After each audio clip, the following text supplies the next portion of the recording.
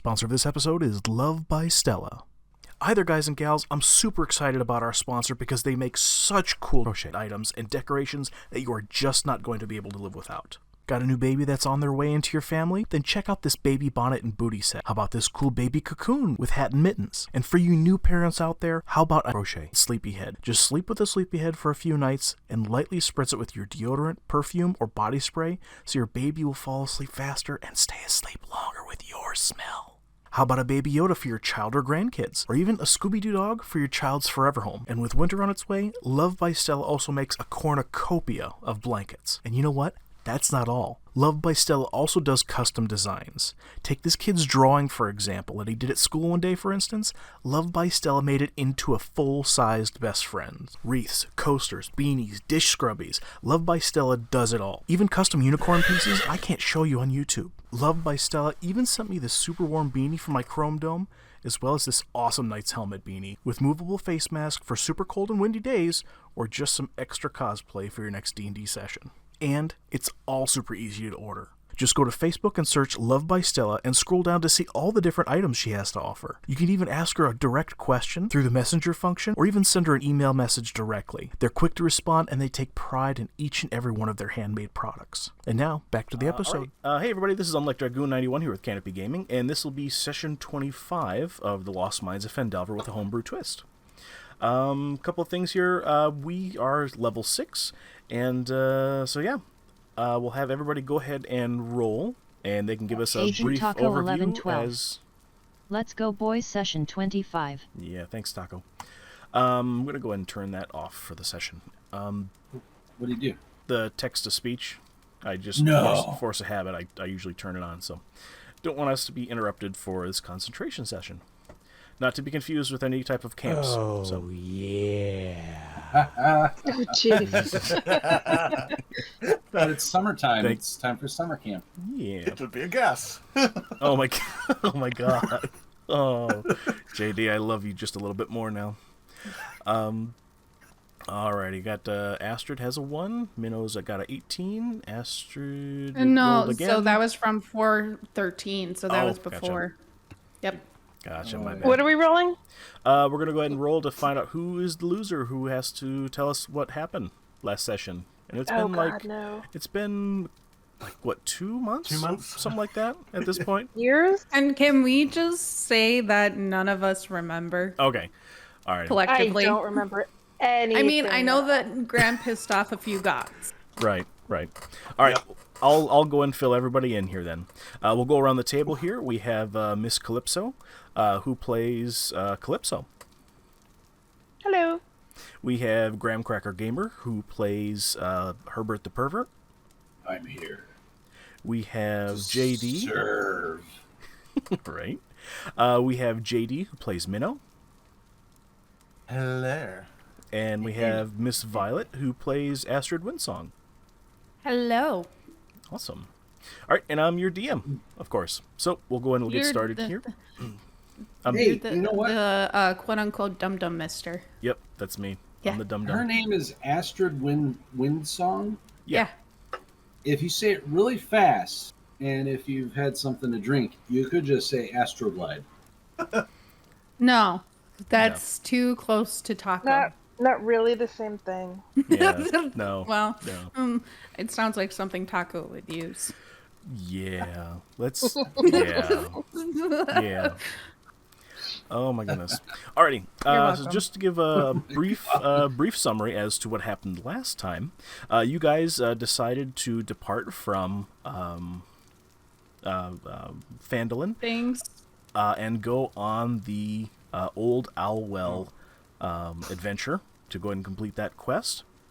And on your way there, on the third night of travel, you guys came across a camp with 2 individuals in it, and shenanigans ensued. They gave you food to eat, they were pleasant, and shenanigans ensued. Oh, it's all coming together now. Shenanigans ensued to the point to where the individuals slammed their fists down and said enough, and your guys' vision went black. Okay. So. Oh, fuck. We're in for a treat. Yeah. Yeah. So, we'll begin our story here as as your vision goes dark, you feel yourselves begin to drift, followed by the sensation of cold, then wet. You hear the cries of injured men in the distance fall silent, while hearing the final gurgles of blood-filled lungs and labored last breaths.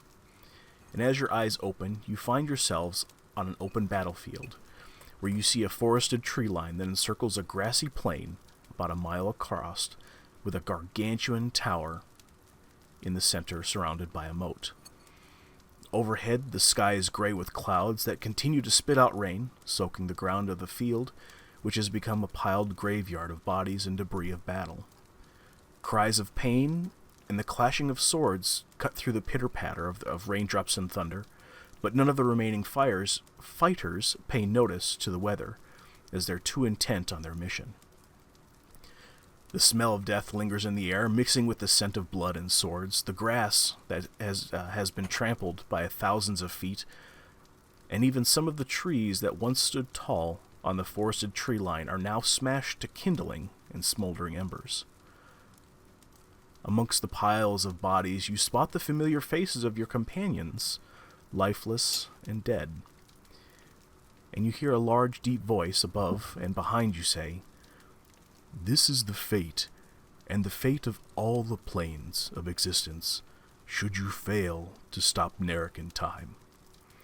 And as you turn to the sound of the voice, you see a massive, glistening, platinum dragon.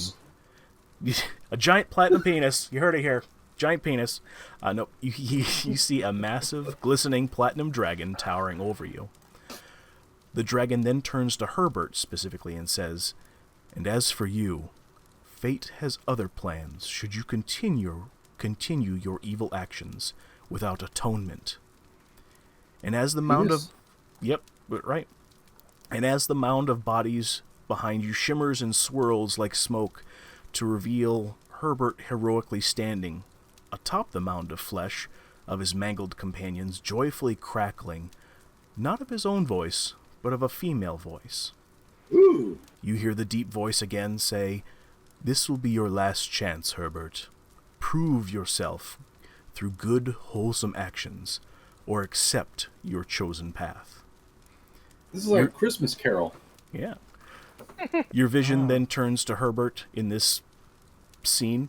Then Herbert is seen thrusting a fork into the air with a blinding flash of light. The lightning connects to the metal prongs, and you are all simultaneously blinded as you awaken on a stone floor in a stone room you do not recognize. I got my penis in my hand. As your eyes open, Herbert, you feel a lump in your behind.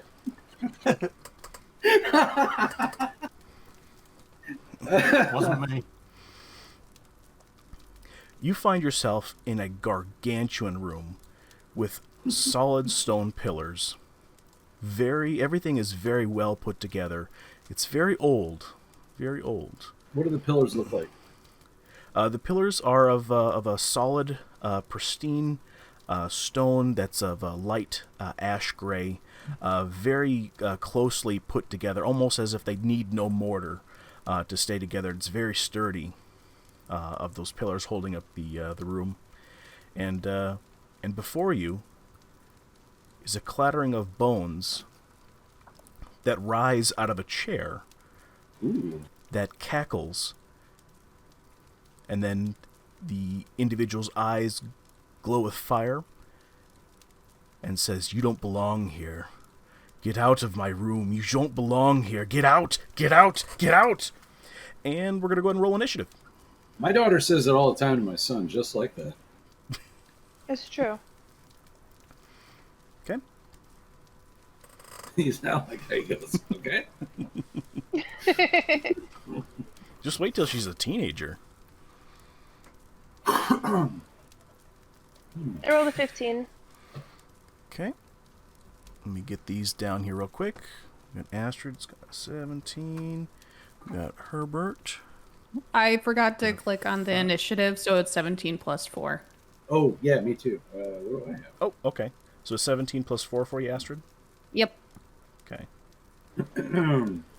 So that's a 21 for Astrid. Herbert has a 5. Herbert, is that with your bonuses and stuff like that? Because it looks like a custom roll. Can I just do it correctly? Yeah, go ahead and do it correctly if you didn't do it correctly the first time. A sneaky way to get a better roll. Yeah, that is. It's very sneaky. Sneaky. I liked my roll. That's why I didn't want to redo it. Yeah, he likes this new one. Yes. Calypso, are you keeping with your 15? I did it right. Yeah, I'm fine. Okay. What she's trying to say is she's better than me. Okay. I'm trying to say I have no excuse to even try and reroll. I have a pair of scissors. Good job. Okay, and let's see. Let me get Minnow. It's got a 9.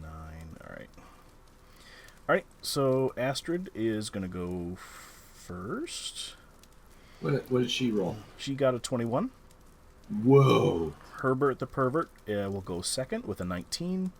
Very good. Calypso will go third with a 15, and Minnow will go last with a 9. Okay. 9. And the individual that stands before you Yeah. will... Gets a 34. Yeah. You're all dead. Right. He's going to go... Actually, at the end. We're just going to say he goes at the end here. Okay. Alrighty. So we're going to go ahead and also use this same initiative throughout this area of everything that we're going to go ahead and play here because we kind of need to with some of the movement aspects and whatnot that you guys are going to need to be doing. Fair enough? So that you guys know ahead of time? Yes. Sounds good. Okay. Alrighty. So, just to go ahead and get a brief description here, the individual before you looks identical to the model that we went ahead and picked for him. That's scary. I have a question. Mm-hmm. Yes. Because it's been a while since we've done this. When you have a spell that says after using it, this spell cast as a slot 3 or higher, every 2 slots above 3, the damage is increased by 1d8. Does that mean that on top of my original roll, I roll another 1d8? Correct. Oh, so okay. if you normally I just roll cast together. Right. So if you normally to go ahead and do damage, you're going to roll like a 1d8, for instance, for like first level. If you're rolling, or was it above third? It said. Yeah. Okay. So at third level, you're going to roll just as you normally would. But if it's like at fourth level, you're going to roll 1 extra dice per level that you go up. So if you roll 3 dice at that level, then you're going to go ahead and roll 4 for that damage piece. I gotcha. Okay. Alrighty. You guys ready? No. Do we have a choice? Yeah, you always have choices. Well, a choice that would end up in our favor. No. No. No. Okay. All right, Astrid, you are first. What are you going to be doing here? So first things come to mind. I want to learn more about this environment that we're in, or do we just go straight into fighting? At the moment, we're already in initiative. He is getting ready to hurt you. Okay. Oh, dang it. Okay. So I will shoot him with my longbow.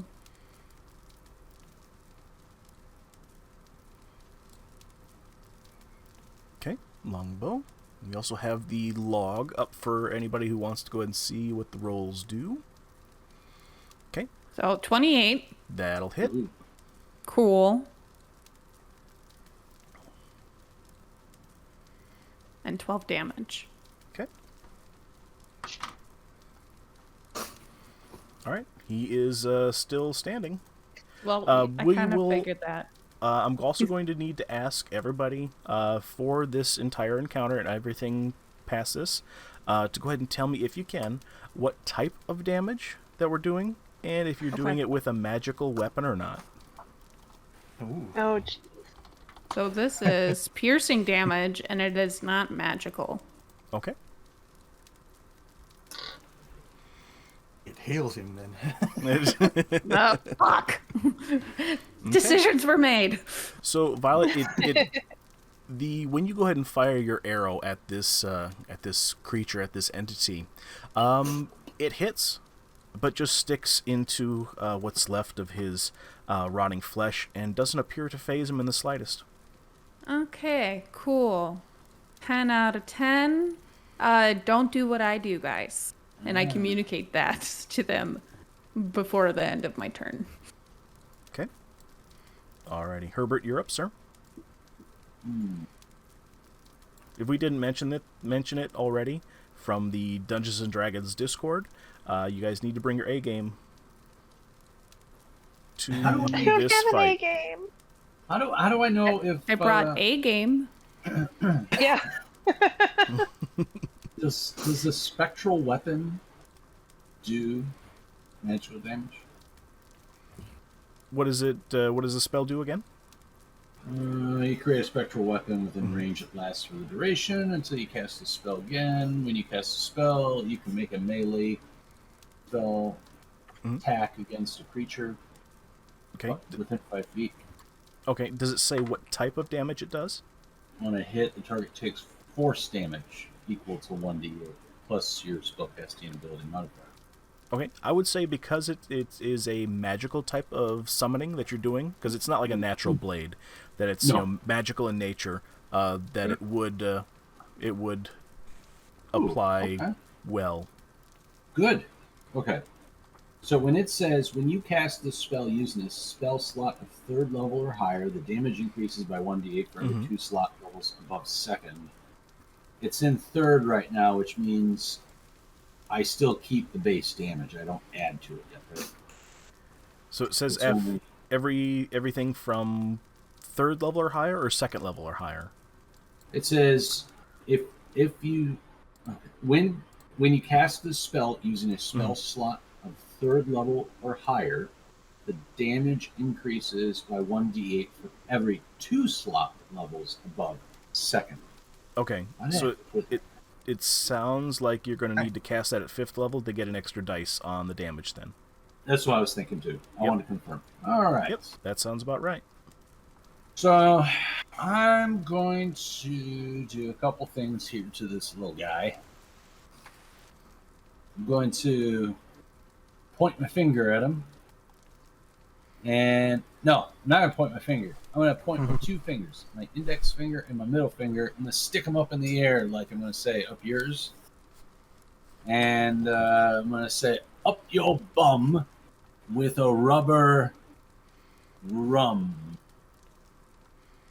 buggy. What? Are we sure that this is your A game? Yeah, shh.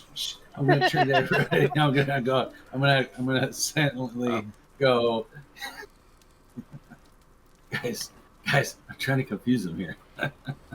So while I do that, I'm gonna cast guiding bolts. Oops, I didn't mean to cast it. Oops. Yeah, here we go. Flash a light streak towards a creature of your choice within range. Make a ranged spell attack against the target. On hit, target takes 4d6 radiant damage, and on the next roll made against this target before the end of your next turn has advantage, thanks to the mystical dim light glittering on the target until then. When you cast this spell using a spell slot 2nd level or higher, the damage increases 1d6 for each slot level above 1st. Oh, snap. Okay, so I'm going to cast this on him. So, yeah.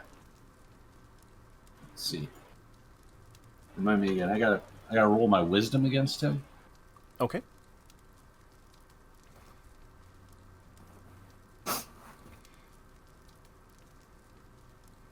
So I have to go ahead and beat that wisdom save? Is that my think so. understand? Okay. Waiting for the log to catch up. Well, you're not going to have a problem with that, so go ahead. Alrighty. It does not hit. It does not hit. As the bolt leaves your, I assume, middle finger and index finger as you have it up in the air, it kind of lands at his feet and kind of just fizzles. Son of a bitch. All right, I'm going to do a bonus action. Okay. I'm going to cast Spiritual Weapon. Okay. I'm going to cast that bad boy, and it is up in the air. And I do believe, let's see. When you cast the spell, you can make a melee spell attack against a creature within 5 feet of the weapon. On hit, the target takes force damage equal to 1d8 plus your spellcasting ability modifier. So, okay. So my spellcasting modifier is +6. So now I have to try to hit. Okay. So do I do a strength roll? Wait, I do attack roll. What do I roll for attack? Just a d20? It should say on there. When you hover over in D&D Beyond. Should? It should say, like, roll, if you can click on roll. Where's that? Okay, Graham, read the description one more time. I'm really sorry. I feel so That's stupid after not playing right. this for so long. Oh shoot! What was I rolling against? Spiritual weapon. It should say roll on it. Damage. Spell slot. What am I trying to look for? You're trying to look if it's just an instant. It happens regardless. It just says you create Versus- a floating spectral weapon within range that lasts for the duration, which is 1 minute, or until you Okay. cast this spell again. And then once it's cast, it can then do a melee spell attack against the creature within 5 feet. Okay. Alrighty. So then the we'll treat magical weapon has treat to it as roll. Right.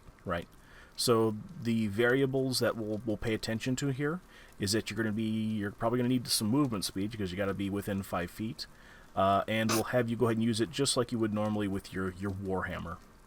I got to be within. Well, the magical weapon has to be within 5 feet. Correct. The weapon can be within 60 You can feet of cast me. it anyway within. Yeah, you can cast it 60 feet away. Oh, and 5 it feet does of the them swinging. also. Okay, it does the swinging for you. Yeah. Okay, all right. I misunderstood. Thank you, sir. So Thank you, can Minnow. I see where? Let's see. How many Each blocks away are we? each square is 5 1, feet. 2, 3, 4, 5, 6, 7, 8, 9, 10. I want to put them right here. Okie dokie. So how can I put a marker down? How about I draw it? Can I draw it? Yeah, I tell you what. Here, I'll get you a special object that we'll put in there.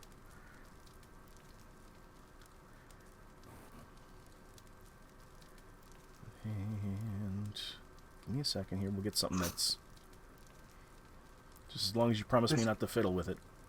No, I won't. I promise. I mean, I promise I won't. Here, this will be a perfect one. We'll do like a smithing hammer. Oop. And we'll make it kind of big so we can see it. That way it'll match your character. Yeah. And then what? We like. Can we make it? Here, I'll make it bigger. Like you haven't heard that before, huh? Can we make it hover in the air? Oh yeah, yeah, absolutely. How do we do that? Oop. Oh, hold on. We got. Here, give me a second. I'm gonna do this. I'm gonna go ahead and lock it in place, and then I will be able to move it with my mouse. Give me a second.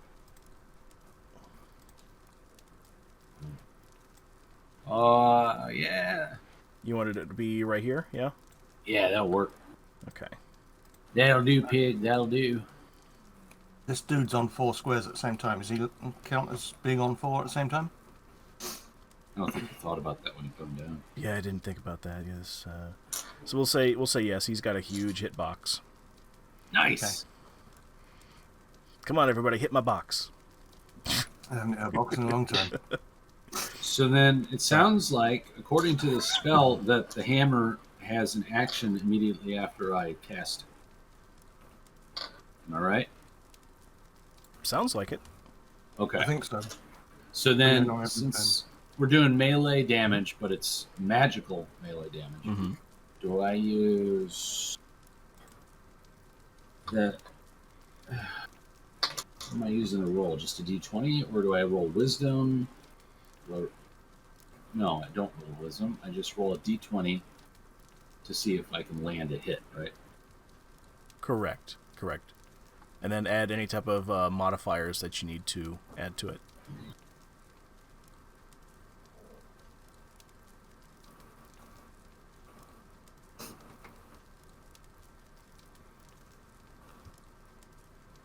Oh, come on.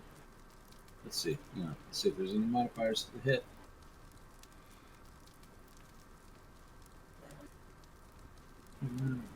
That's going to be like one mega Sorry. modifier, Graham. That was a 4. Oh. Yeah, I know. I was hoping that it would be like a modifier plus 20. I have a 34 modifier to my magic weapon swing. Yeah, but no. Sorry. Unfortunately, that will not hit. The hammer or blade weapon swings and appears right next to the this creature, and swings, and it misses entirely. Swing and a miss. Okay. All right, I'm done. Okay. Alrighty, Minnow, you are up, sir. Okay. I am going to own section, rage. Because I'm angry now. It's time to rage. And I'm going to kind of walking very placidly up to him. 5, 10, 15, 20, 25, 30, 35, 40. Puts me at the top of the steps. Which is why I asked if he was a hitbox of all 4. Yeah, we'll do 4 just to make it, just so that I'm not doing cheatsy doodles behind the scenes, so there's nothing like that. I am going to swing with me longsword. +1.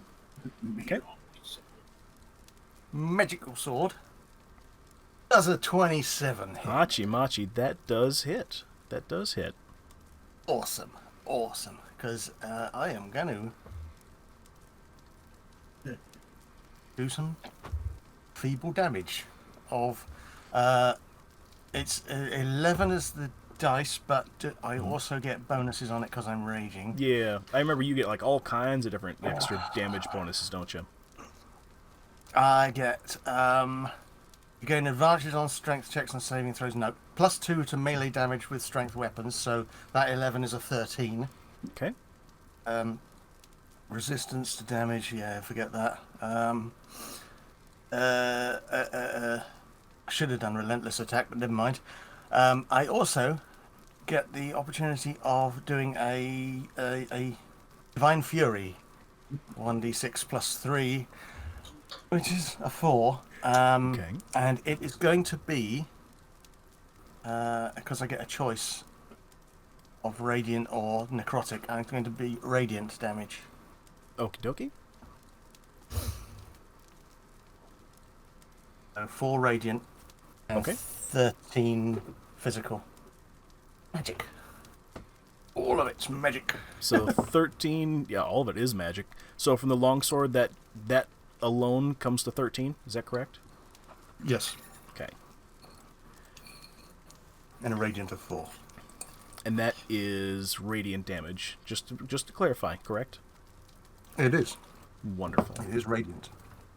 Okay.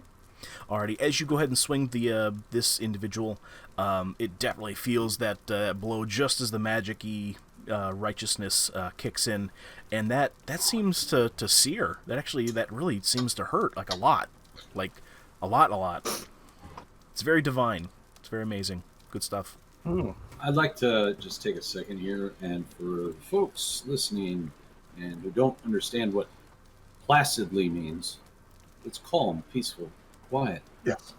Used to describe things that have a calm appearance or calm nature, such as a placid pond whose surface is still perfectly.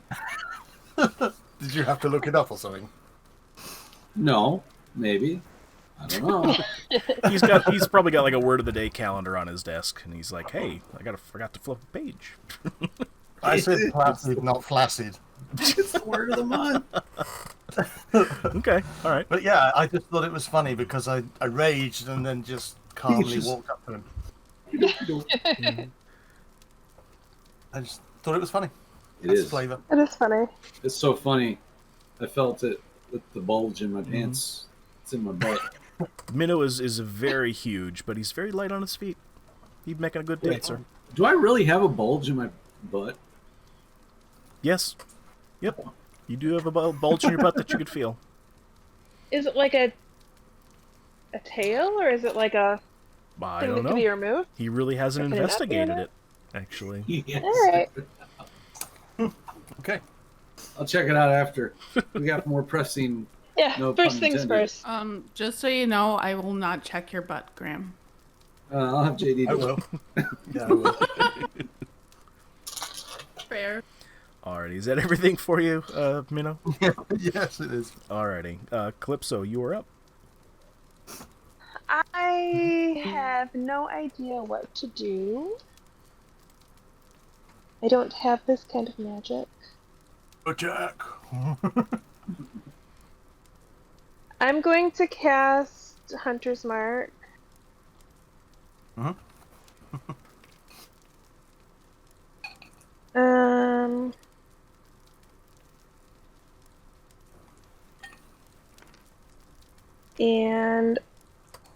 I think I'm just gonna. I don't know. Guys, out of game, what do you think about throwing my jar of bees at this thing? As long as it doesn't miss and hit Minnow. Because he's allergic. Well, it's gonna No, just when you attack the stun it, closest. Seriously, it's gonna attack the closest creature. Yeah, be accurate on a throw then, because if I was DMing, I would make it hit the closest creature. If you miss, it's going to be right. Let's both of you roll for dexterity. That's how I would do it. Mm-hmm. Yep. I've got good dexterity.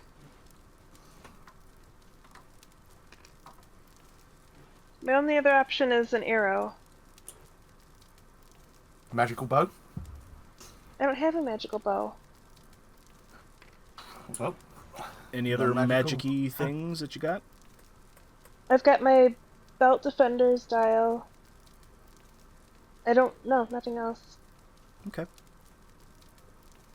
Didn't somebody have a magical arrow of some sort? Not me, because I traded mine in. Oh, the one that turns into a black hole. Oh, I do. Wait a But second. do you hold want on, to use hold it on. now? I see a hand, a white hand that's picking things up. Did I forget to lock things down on the map? I did. I thought I did really good this time, guys. Is that a dice, Graham? What was that? What are you doing? This is dice over here. Oh, okay, thank God. Okay. All right, sorry. Continue. Don't touch anything! I'm not touching any of your thingamajiggies. Okay. Yeah, I made real good sure to lock everything down that could be taken off of tables and whatnot. So. apart from the curious stack of books, you might want to lock them down. Oh my God, really? Oh shit, I forgot. Yeah, You already touched them. Sorry. I didn't move them. I guys just are noticed, and I was like, Okay, thank you. I was trying to behave. Thank you, JD. Thank you. Whew. Yes. Yeah, make sure, I'll give you a heads up ahead of time here. Everything in this dungeon, if there's something about it, it's going to have a description. So look at everything, hunt and peck. I just see the hands just kind of all whizzing around. Question for you, Graham. What is the name of your lady friend? Oh, it was. Oh crap! What was it? Dirty Sanchez? Her name is Dirty Connie. Sanchez. Oh, Dirty Sanchez. in game. Dirty Sanchez. Well, that's the name you gave her, but is that her actual name? She said it could be whatever I want it to be. Did you ever ask her what her actual name is? No, I just instinctively gave her Dirty Sanchez. Oh my god. Because that would have been really helpful, because, you know, there is a lady of the house named Vecna, and I wanted to know if you're pissing off somebody that knows your lady friend. Well, my next turn, I could always talk to her before I end my turn. Will she come out, though? Oh yeah, she'll talk to me. Okay. I have a Just good. food for thought, out of game. Sorry, I should have said that before. No, that's all right.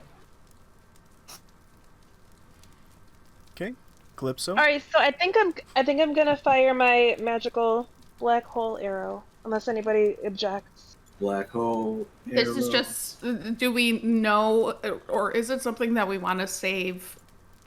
You know, like, it's not something you can use twice. Do we really want to use it on this guy?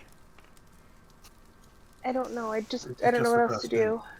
Yes, and then the other thing to consider is, did everybody add the magical items they took from Garfield's to their inventory? I hope so. That's my jar of bees. I have no idea. I have a log here somewhere. I gotta remember how to find it. I have one Burt puppet. I could always bust that out and use it. Jesus Christ. Hey, Ernie? It's not Ernie. It's we could call this bad guy Ernie. Yeah, I know. He's got a mustache, you know. He's Yeah. the evil puppet. Whose turn is it? Yeah, Calypso. It's my turn. Oh, That's right. You know what, guys? For this fight, take your time. If you guys need some extra time, we're happy to wait to make sure everybody does things to the fullest extent that they need to, so you guys don't miss nothing. I think I'm gonna throw the jar of bees because I don't have anything else magical that's not like for defense. What do you remember what you picked up in the house with the vampiric creatures? It was a jar of bees and a belt defender's dial. Okay. And some bottles of rum, some mushroom powders, and some herbs. Why's all the rum Maybe gone? offer it a drink. You look a little thirsty there, bud. You look a little dehydrated. Let's dehydrate you even more. yeah.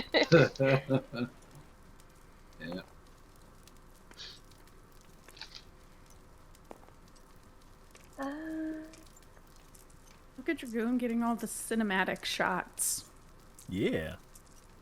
Wow. So pretty. It makes for better video later. It does.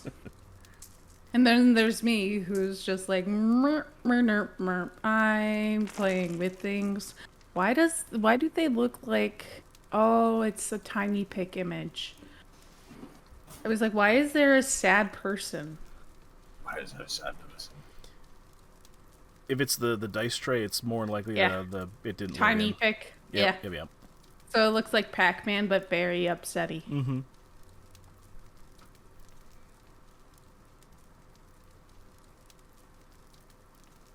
Are there supposed to be dice on top of every pillar? What do you mean? Scroll out. The squares.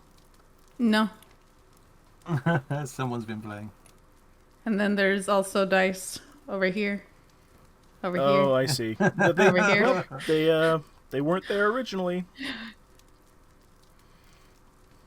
So, And they're not locked. yep. That's because they've been put by someone. Could have been anybody. Could have been anybody. So what are you thinking, Miss Connie? Or Calypso? I think she fell asleep. No, I'm gonna throw my jar of bees. Okay. It's in You the want to get magical item closer pack. to make sure that it hits the right target. I I believe want to be that's- 30 feet.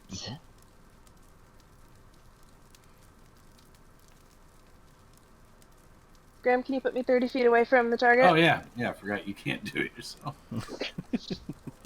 Here, I'll put you right here. Oh. Did you put her up on the platform? 10, 15, 20, 25, 30. Oh, wait. I don't think that's how math works. That's... Yeah, no, hold on. There's a setting here. Give me a second here. Here, it's an auto-raise setting here. So, Graham, go ahead and you can try to move her again now. She shouldn't... Connie, do you want to she be shouldn't up high? auto-raise. If you go up high, you get an advantage on your hits, I think, don't you? Yeah, but that's more than 30 feet.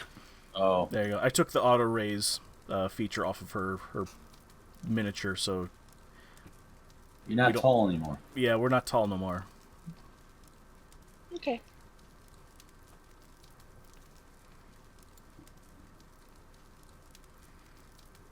So then do I roll dexterity to throw? We're going to go... Did we mark it when we set up that individual item for you? I think it was just like a straight-up throw of hit or not. But, you know what? Add your dexterity modifier to it. I think that would be appropriate here. Weapon. It is a one-time use, so make sure that you remove it from inventory as well, Connie. Oh, Yeah. it's only 11. Okie dokie. That does not hit, and I'm going to say with an 11, that is going to land kind of square between both of them. Both of Minnow and this creature, so bear with me. No. Okay. It is just close enough, I'm going to say, that it does, the jar does break with a giant clang of glass that goes kind of spitter-pattering all over the main throne area next to this creature. And the bees start to go ahead and swarm and attack this creature. Okay, so we'll call that a success in this case, since it was by default, we'll say he was closer by a smidgen. Okay. Okay, so what are we doing damage-wise with said bees? The only notes I have are 10 AC and 2 HP. Oh, that's what the bees have. Yeah. Yeah. What damage does the bees do that we put on your on that item? I don't think you told me. It just said on their roll initiative, on their turn, they attack the nearest creature. Okie dokie. Let me look it up.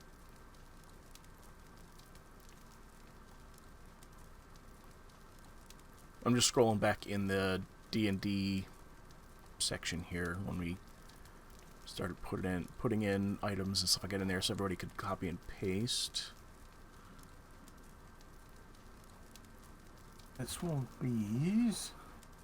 They look like a custom item.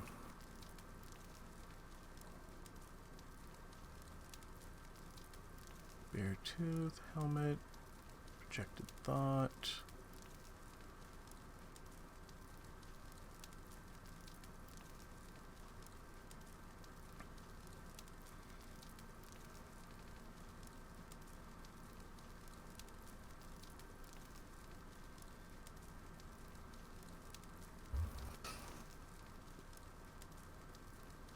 I'm sure I had a damage thing on there. You know, just for entertainment's sake here, Connie, think of a number between 1 and 10. Tell me what it is. Should I tell you? 7. Yeah, okay. I want you to go ahead and roll 7 d20s.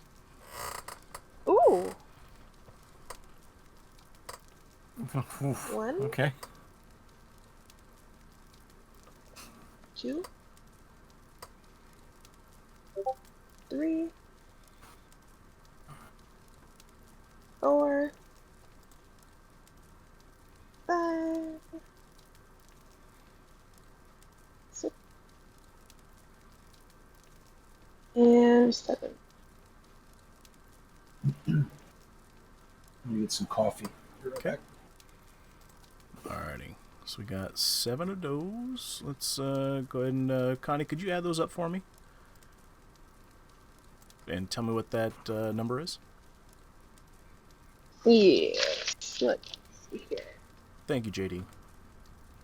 20, 16, I 15. had to improvise, JD. So I have too much stuff on. I have too much stuff placed on my screen to move anything around. So.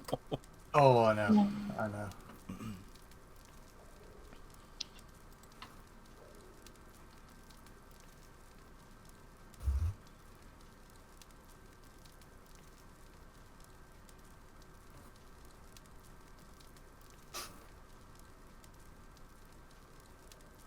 An even 100. Even 100? Okay. Mm-hmm. All He right. loses 100% of his health. Right. You see the bees start to almost go for middle for a second, but they see a juicier target that then go ahead and they start surrounding and swarming this individual who starts to bat at them. Kind of, you almost hear anger and screeching at the same time. Do you guys want me to do it? See if Discord cuts out? Do it. It sounds like this. Ah! Yep, cut out. Yep, it cut out. All right. Immediately. Anyway, yep. And he flails around in pain. Very much, lots of pain. And he's looking pretty rough. He doesn't necessarily start to swell, but there's a lot of discoloration and things not belonging where they should be. It's Macaulay Culkin.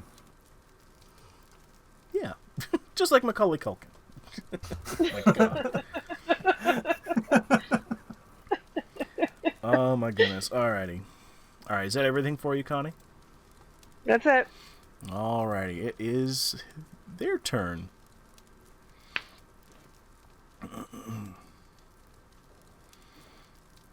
Bear with me here, just a few moments. Oh,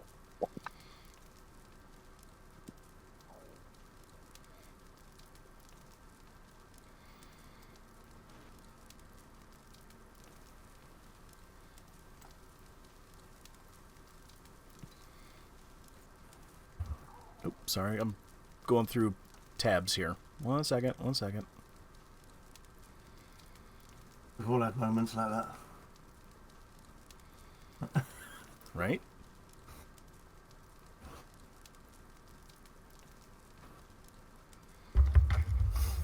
Oh, come on. Do what I want. We've had moments like that as well.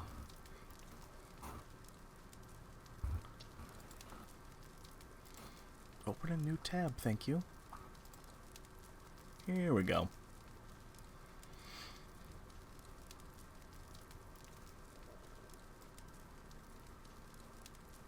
Okay. Now, Connie, as this creature finally kind of recovers and swats the last of the bees out of there after they've all delivered their potent sting, he's going to go ahead and point directly at you, Calypso, for throwing said bees. With one eye closed, he outreaches a finger and points at you and casts a spell. I'm going to need you to go ahead and make a Constitution saving throw. Oh, I want to respond. Give me a second. And he's going to point at you and cast a Finger of Death. Nice. Oh, fuck. Okay. 4. Okay, that will more than likely hit. So, bear with me. And let's see. Okay. 2, 3, 4. Jesus, come on. 5. Oop, that's on the floor. Hold on. What is it?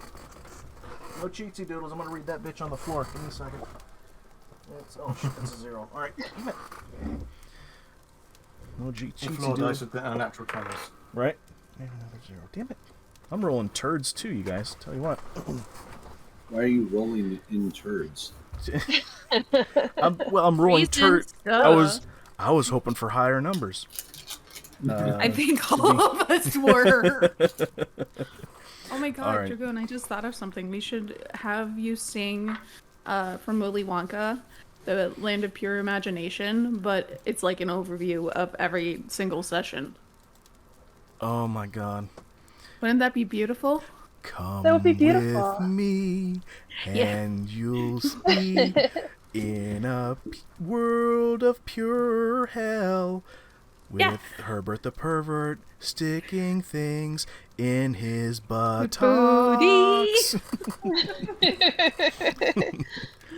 And this Watch him land swing his dick left and right. of... Make a dexterity throw to miss it. Yeah. All right. I think it would be beautiful. We need to add that to the to-do list. Oh my goodness. Yeah. We'll go into a recording studio, make it CD. Yes. Oh my god. I always wanted to be a singer. God.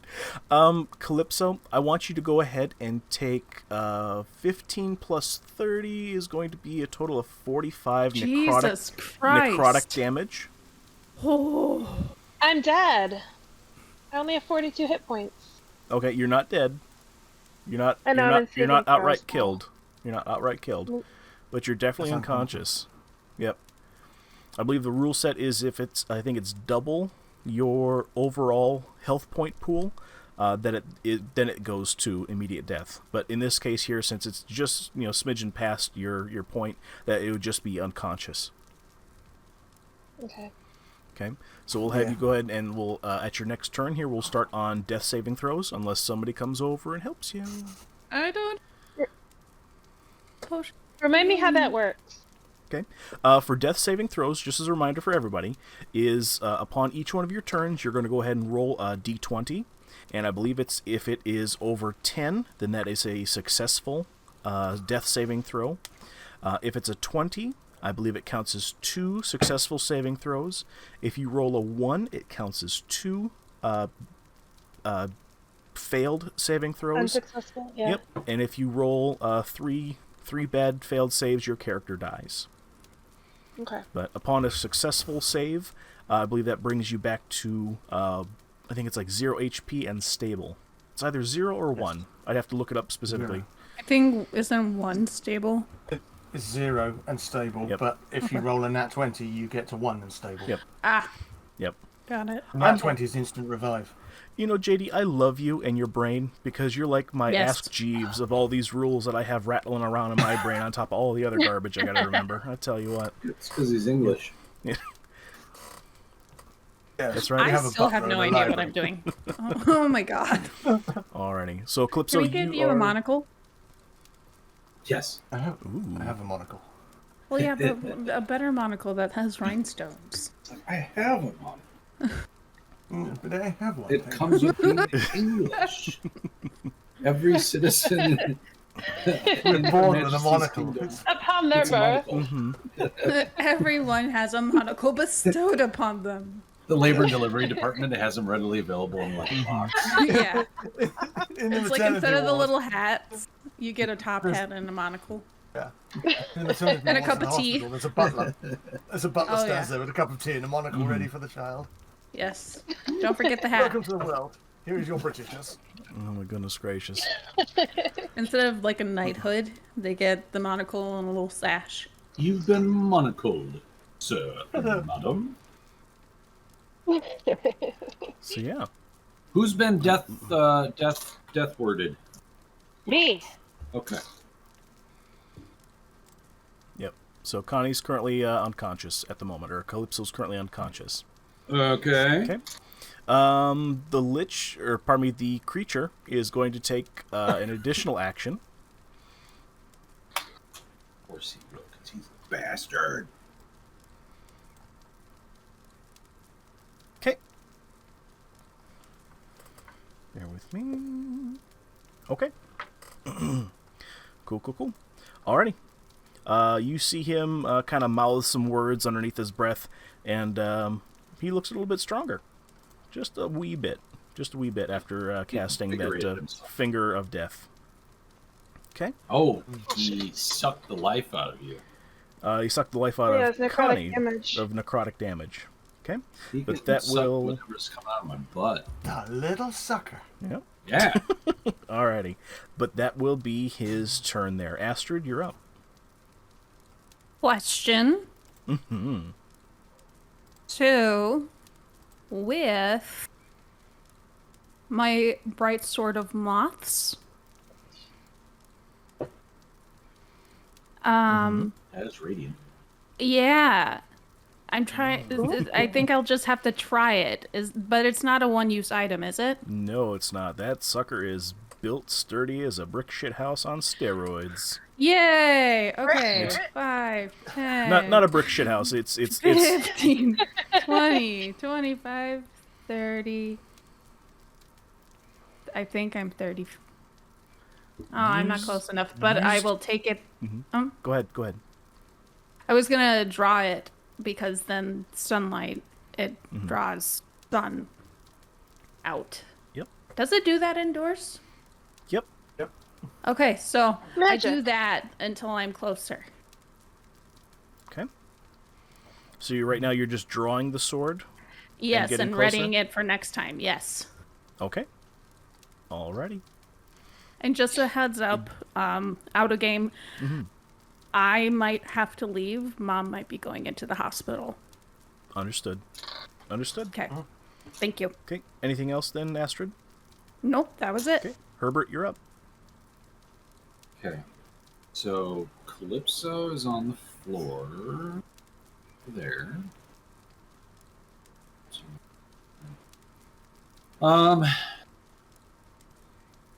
If I want to take something out of my bag and give it to another member, is that a bonus action or is that a turn or what? I think that's I would say it would. action. Yeah, it would be an action. Correct. I'm gonna wait till later. Okay.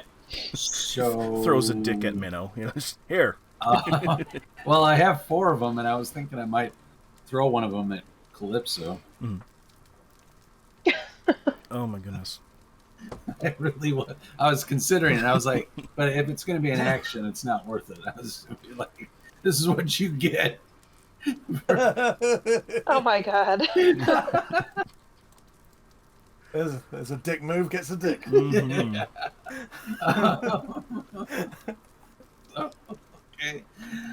One dick of the fight award. All right. I'm going to. I'm gonna. Oh shoot. So, with Calypso on the ground like that, can I try to heal her? You can. Yep. Will it Absolutely. do any good? You can certainly try. Yep. Or will what's cast on her affect that as well?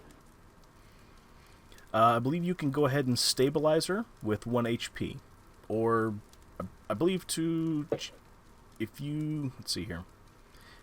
If you're casting like some type of heal, I believe the heal will only go as far as 1 HP and stable, if memory serves correctly. Jeeves, you might want to help me out with that. Or it'll no, because she's unconscious, it'll actually heal her to whatever that amount is, and then she essentially wakes up with that amount. Yes. Okay. Yep. You can either go over and do a medicine attempt to Yep. stabilize her, which will get her to 0 hit points and stable, or any heal gives the number of the heal above 0. So if you heal her for 1 hit point, she gets to 1 hit point. You heal her for 10, she gets to 10. Yep. Connie, how many She's hit points do you up. got? I mean, -3. how many are you She, supposed to have? she has 0. You stay at 0, you don't go negative. Yep. Oh. Okay, then I'm going to do my first level Cure Wounds on Connie. Calypso. And that is a 1d8 plus 6. Let's see if we... What is it going to give us? It's a touch spell, you need to move over there. It is? Cure Wounds is touch. Mm-hmm. Oh. Well, if I have to move, then I'm going to re-roll, because that doesn't work. So we're going to go... Herbert. One... Herbert, that's not gonna fly, sir. Oh, I'm up top. All right, hold on. Let me fix your character. I'll take the. Oh, fix me, sir. Yeah. Okay. You can move them Fix you now. good. All right. I'm gonna fix Calypso as What's well. happening? But she will be revived and prone. We'll have to use half her movement to stand up on her turn. Yep. Or stay prone. Herbert, what are you doing? What's going on?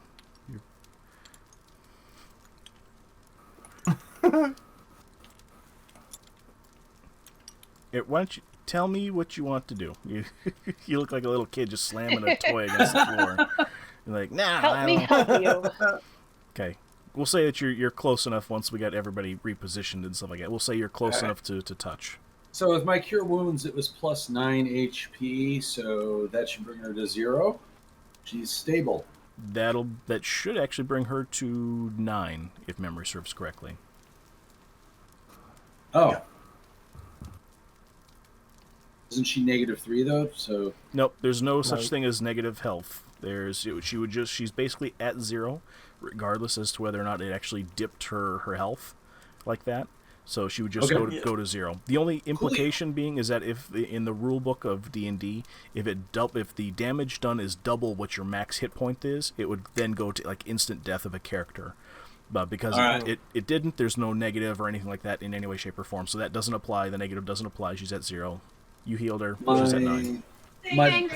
My bonus action is to talk to Dirty Sanchez real quick. Okay. Hey, Dirty Sanchez! Oh, dirty.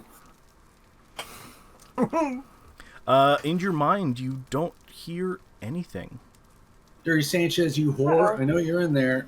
I would like to know, while you are primping yourself for our magical night where I get to rub your bald head while you're doing fellatio on me, will you please do me? That's a little too, Astrid pipes up. Little too much information. But it's in my head. We don't hear Out this. of game. Too much information. Alright, so I'm holding your beard and rubbing your bald head. Will you tell me what your real name is before I gave you the name Dirty Sanchez? There's no response that is echoed back into your head. It's almost as if there's a missing spot where Dirty Sanchez once was. You're a slut. Okay, my turn's done. I'm gonna go to my magical weapon. She was ejected out of your ass. Oh, The bulges. someone remind me to Does check that my make pants her later. scared shitless? Makes him scared shitless. The bracer is still on your arm. You just don't hear anything in your mind. All right, let's see if this magical weapon hits our friend here. I'm rolling D20. Please give me something good. Son of a bitch! What's with the 4s? All right, Okay. doesn't hit. That doesn't hit. Do you have any other bonus actions you'd like to take, Graham or Herbert? I'm gonna give the middle finger to the bad guy. That's a wonderful bonus action. I approve. Out of game. Yeah. We've already pissed off several people, Graham. Yeah, but he's Like- already mad at us. He's attacking. I know, I don't but think you're we're not really getting helping on the his good side at this situation. point. Yeah, it's just because he's angry at us doesn't mean we have to anger him more. I'm not angry Not at too late anybody for in any way, diplomacy. shape, or form. I just want to make that clear. There's no DM anger here. No, not you. The character. okay. Like he's Oh, okay. already The upsetty enemy. with us. Can we calm in-game. down? Can we de-escalate the situation? Probably not, because you Oh. just flipped him off. But maybe he doesn't know what that means. I mean, it might be cultural. I could explain to him that what it means is hello there. Hello there. Given that, I don't think that's gonna. Hello there. This There finger is- is used I think to he would be really inspect good at your reading the room. nether regions. Oh God. That and you guys Are you really, going to you guys really inspect didn't your diplomatically butthole at do all? nothing. You kind of everything just kind of went tits up, and we started fighting because we was like, I'm gonna hit you, you know. So, Graham, are you going to inspect your butthole at all? Can that be a bonus action? I would say that would be an action for sure, because I know you're going to want to bend over and then spread them cheeks. He fully commits. Yep. All right, I'll inspect my butt next round. Okay. Take a full 6 seconds on it. Right? Yeah. Yeah. Just ever so slowly, just goes down his legs and then just heaves himself in half. And... All right, Minnow, you are up, my good sir. What you doing? Okay, I am going to make a lovely raging Cake. attack. Oh, I yeah. was gonna say I'm gonna make a lovely cake. I am going to make a lovely cake, but I'm going to make a cake out of this guy. What? That's terrible. Oh. Does a 15 hit? Violet, thank you. Is that with bonus? Yeah, is that with your bonuses? That is the to hit. My bonuses are to damage. Oh, gotcha. Then that does not hit. Bastard! I shall have to swing again because I have the ability. What's this picture? 27. That most certainly hits. Let's do some damage. That's 11, 13. 13 normal magic slashing. Plus... Ooh! 9 radiant. Ooh, okay. 13 magic slashing and 9 radiant. Alrighty. Minnow, as you go ahead and swing your magic-y sword at this individual, and that radiant damage finally takes hold, you hear a deafening boom noise as everyone else is also temporarily blinded just for a second as the radiant damage crumples this individual, and it turns to dust, into a pile of dust on the floor. Nice. Dead. I take out a razor blade and a mirror. I start making lines from him. Yeah, I'm gonna make lines and sell it on the market. All right. I mean, I mean, bulls are known for snorting, aren't they? And that as well. Yeah. Oh my goodness. Go raise.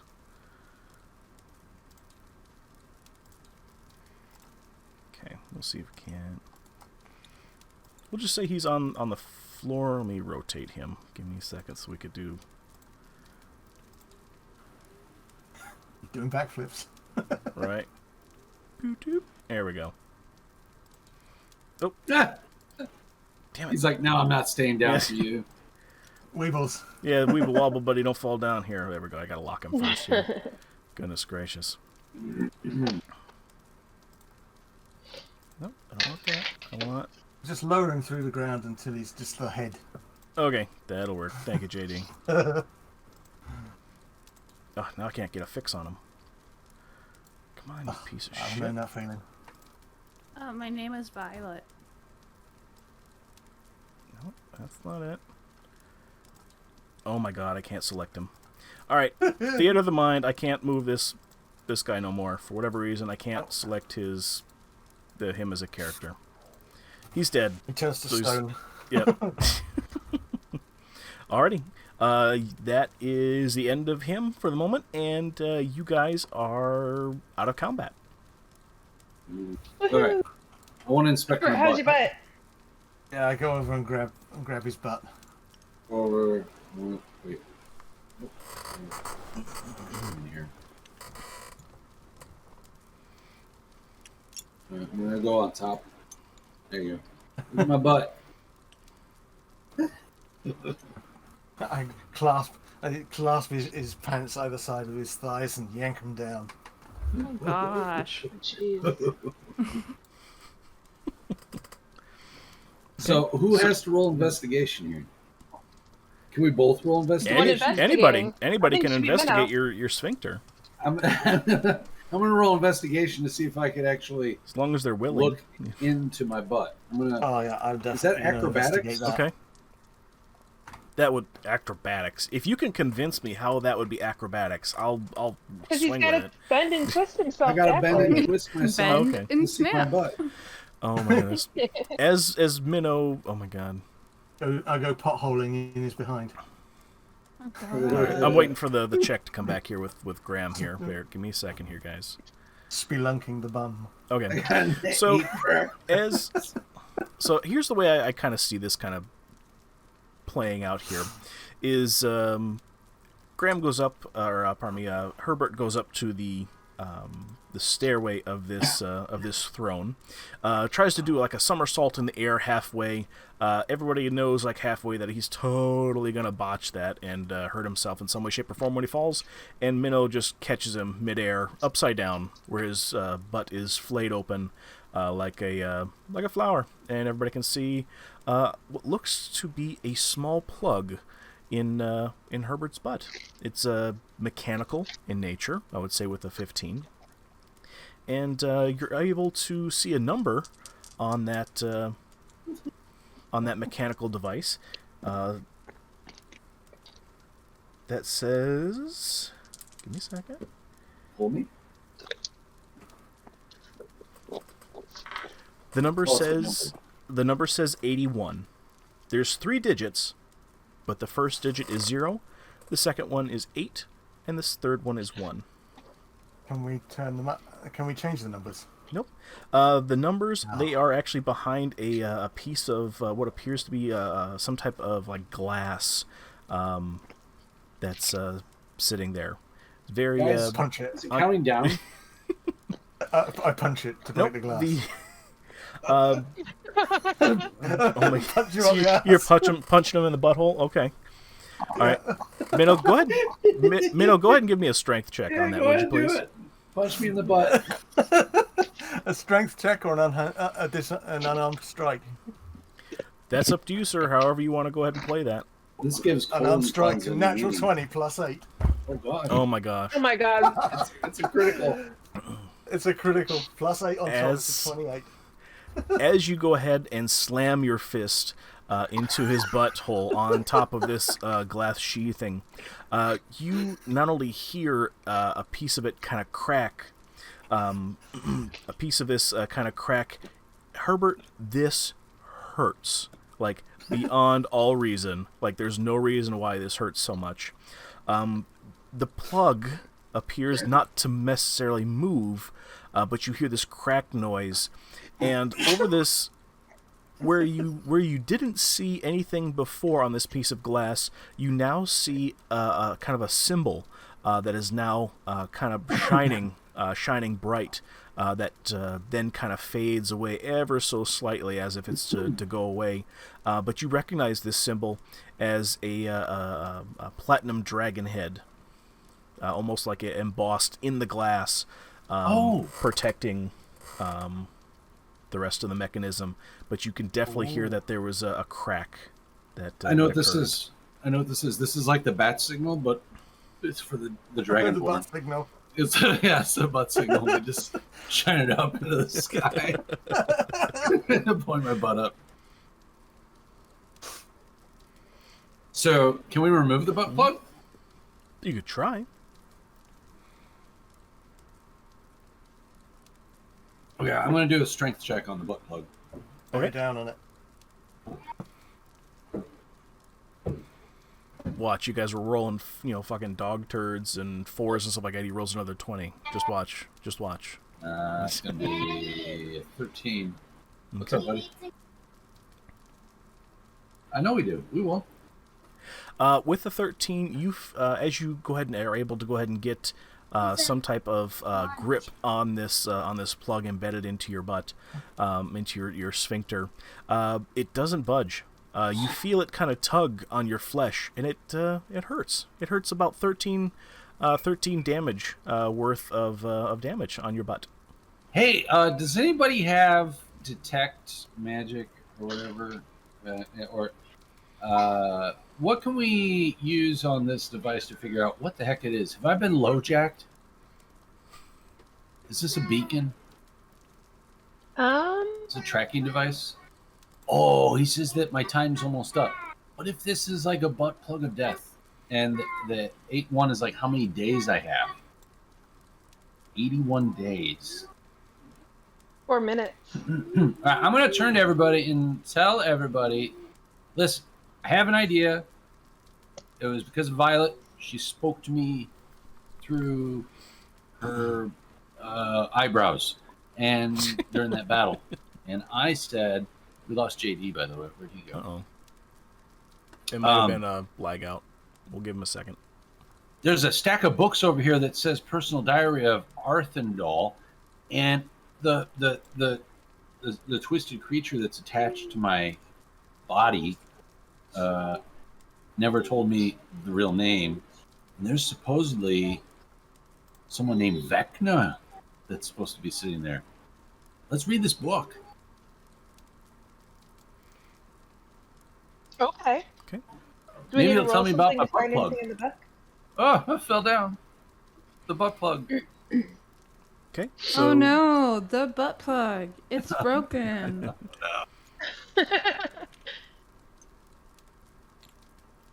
Oh, no. It sounds like you're taking a little too much pleasure in that. Oh. DM, do we need to roll something to find the information in a book, or do we just tell you we're reading the book? And if it's yeah, there, let's go ahead and somebody go ahead and give me hold on, let me read the thing here. I have literature plus 17. What? Let's see. Really? No. I don't think that's accurate, Graham. Huh. Who would have thought? What, buddy? What would you roll to figure out if you can read this? Would that be insight? No, that would be... What, honey? It's written in common, so you're going to be able to go ahead and just pick it up and read it. Oh, I want to pick up and read it. Okay. Okay. This stack of books appears to be handmade with beautiful penmanship on the cover, and on the front cover embossed in gold, solid gold lettering, the Personal Diary of Arthendal. Now, as you go through the pages, they're ever so Sticky? they're not actually, surprisingly enough, they're not sticky at all. That's only your journal. Right. Today's entry. I'm done. I need a No. D&D cigarette now. Great. So No, take a thank drink, and that you. was on me. I'm gonna take a drink. My goodness. All right. God. So as you are able to go through these pages and meticulously go through all the beautiful penmanship that details this book here. This book essentially details the collectors, in quotations, the collector, their personal journal from their humble beginnings as a farmer that liked to grow different types of crops and then eat new and different types of foods. That he then goes on to, throughout the book as you're reading these entries, that he would grow different and new foods from exotic places and try these different foods in different ways and shapes. And eventually this led to people, stealing part of his crops, which he found a great disdain for, actually. What was his crops? They were exotic foods. Dicks? Nope, they weren't dicks. Definitely weren't dicks. Although, if he could grow them, they would be. I don't think you can grow those in a garden. You'd be surprised.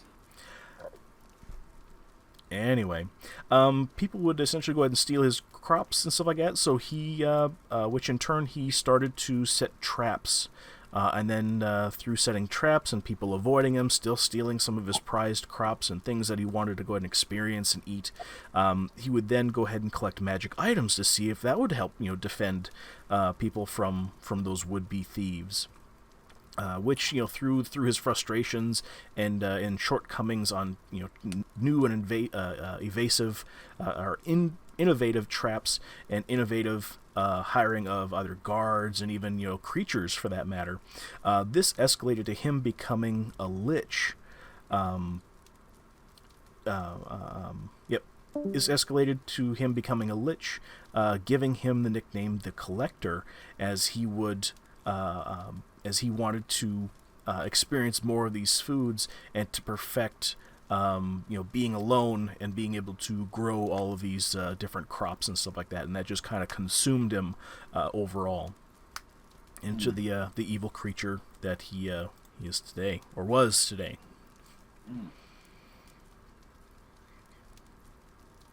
That's all this So says? it's kind of like a Essentially, kind of like a Smeagol situation. a seagull situation. What do you mean a seagull situation? Smeagol. Smeagol. Yes, Smeagol Lord situation. of the Rings, who was so Yes. obsessed that he became Yep. Gollum. He essentially became Gollum and consumed by the hate of people bothering him, stealing his stuff, crops specifically, and you kind of see him divulge more and more dastardly plans to the point where he decides to go ahead and create a massive underground layer, essentially, to be able to go ahead and stave off the most hardiest of thieves and swindlers that would try to go ahead and gather his foods. But in his older age, he knew that death was essentially right around the corner, so he started pursuing earlier in his middle years the darkest of dark secrets to prolong his life, so that he could not only stave off these other individuals trying to take his stuff, but also but so essentially he would have more and more life after death, so that he could forever ever pursue tasting new things and more exotic things.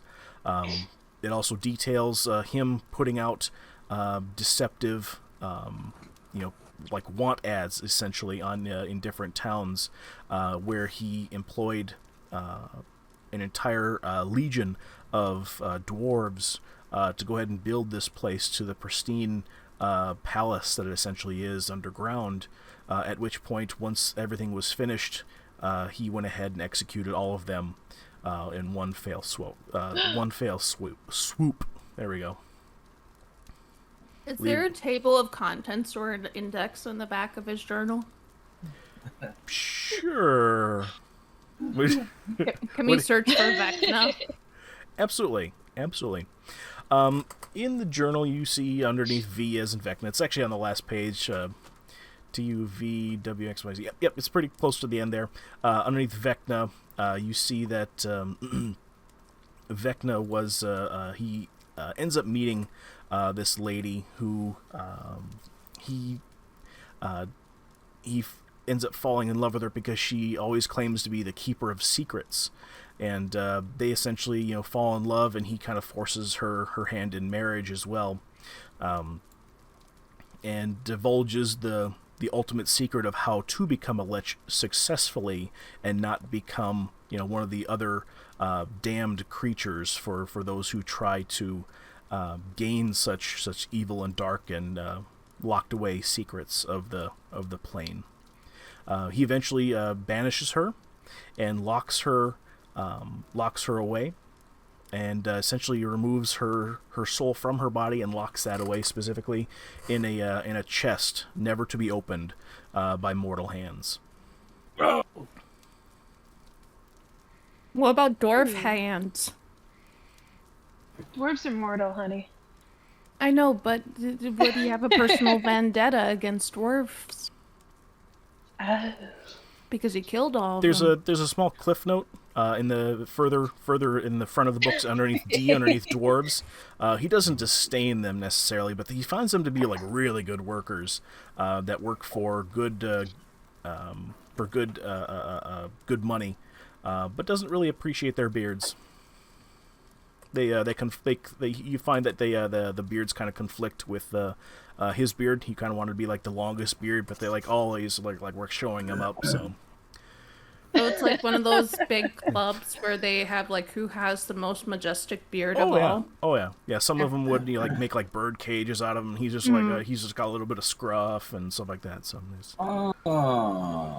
is he kind of like that one of the teachers in Spy Family that is like, oh my gosh, it's so elegant? I haven't seen Spy Family yet, so I don't understand the reference. He basically loves elegance and admits somebody into the school because they're so elegant and had 4 changes of clothes. So the thing attached to my arm is the imprisoned soul of this lady. That's an assumption. His wife. Yeah. But Allegedly. quote unquote, we need Maury to confirm. Is there an in-game Maury?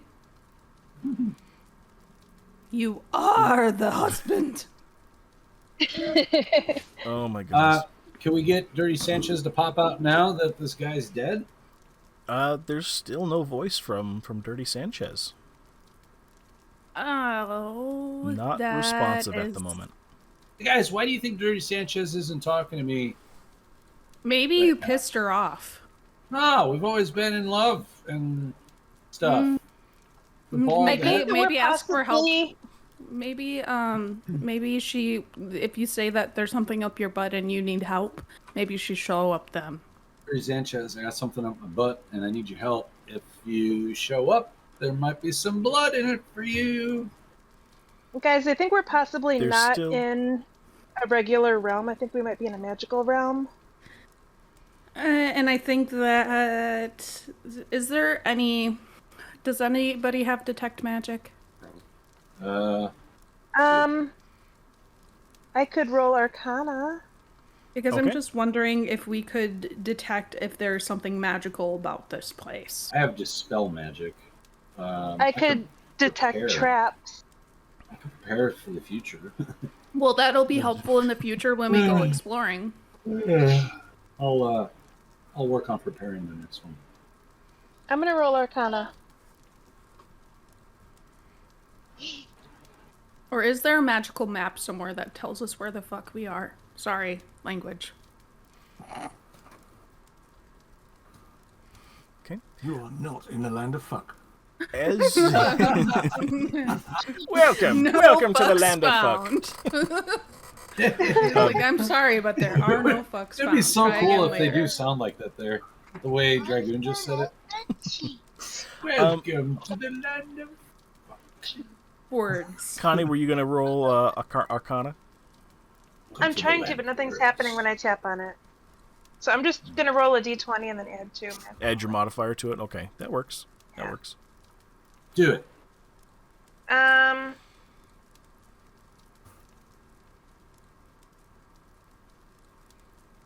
Did it not happen? Nothing's working. Uh-oh. You want me to roll for her? Yeah, if you want to, that works. Boom, boom. Rolling, rolling, rolling. This dice is broken today. In Target. That would be a 13, Connie. Plus 2. Oh, No, you added it- 2. Yes. Okay. It's 13. Okay. Connie, you're able to when you go ahead and cast the detect magic there. Everything in the room kind of faintly lights up. That everything in here has some type of magical bit or part about it. Almost as if this not only this entire room, but almost that the entire complex has been bathed in some type of protection. I will say that When can we go to Home Depot? That's right. And at Home Depot, you guys are able to find in the footnotes of the book that when you read up more about Vecna and how her soul was locked away, never to be opened by mortal hands, that Was she locked in a footlocker? in a chest, but also that she was banished from never returning from here. This place. Is there anything on the bracer or gauntlet or whatever that would help us find out her actual name? Can we go to Home Depot? Eventually, we can go to Home Depot, but you're gonna have to roll for it. Roll for, I believe, vehicle handling. Persuasion. Actually, yeah, or in persuasion. Yeah, definitely. Yeah, persuasion first. Oh my goodness. We'll just say that you guys are able to look at Herbert's armband, where he normally had Dirty Sanchez, and where the wriggling and writhing black tar places were almost as if Like there a was psycho. there was something crawling underneath Can the we go now? the liquid and hard carapace that formed on his arm there. It's not moving currently, almost as if it's frozen.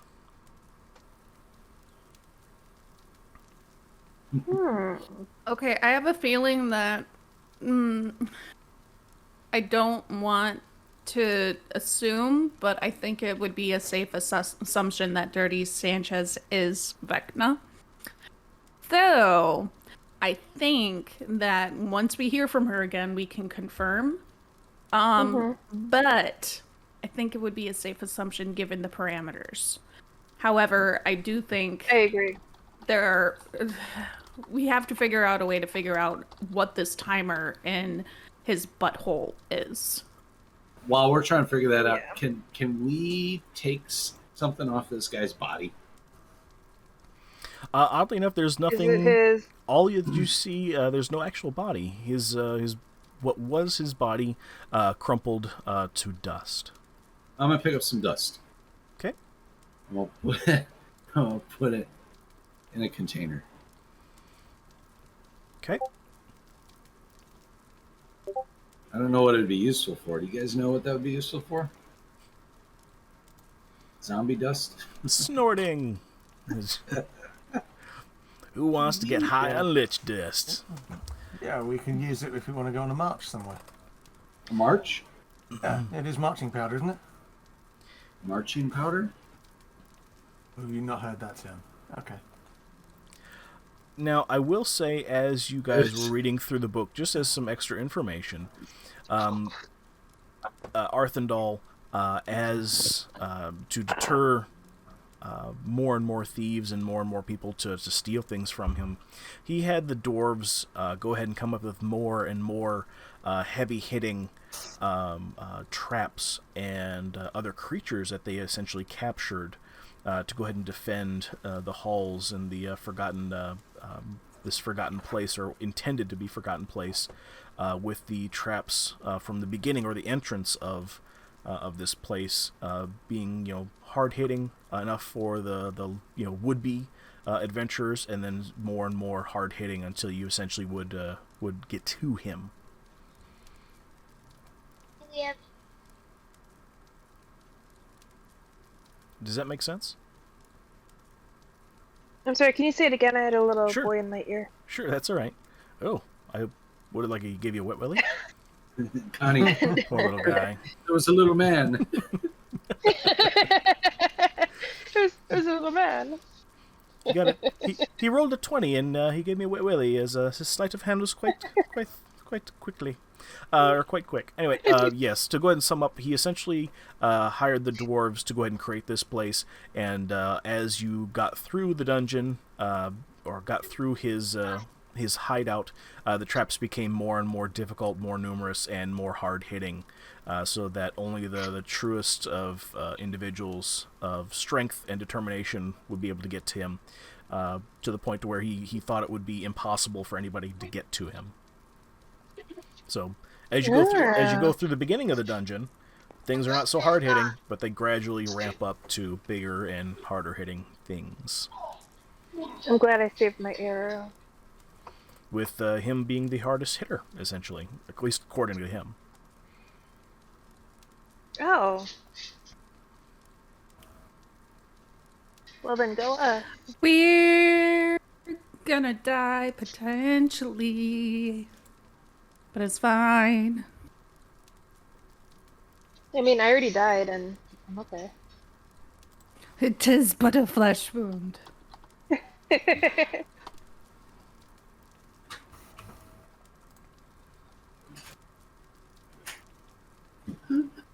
So yeah, what you guys want to do? Do you want to ask any more questions or look up any more things in the book, or you guys want to adventure around? Or... Can we take the book with us?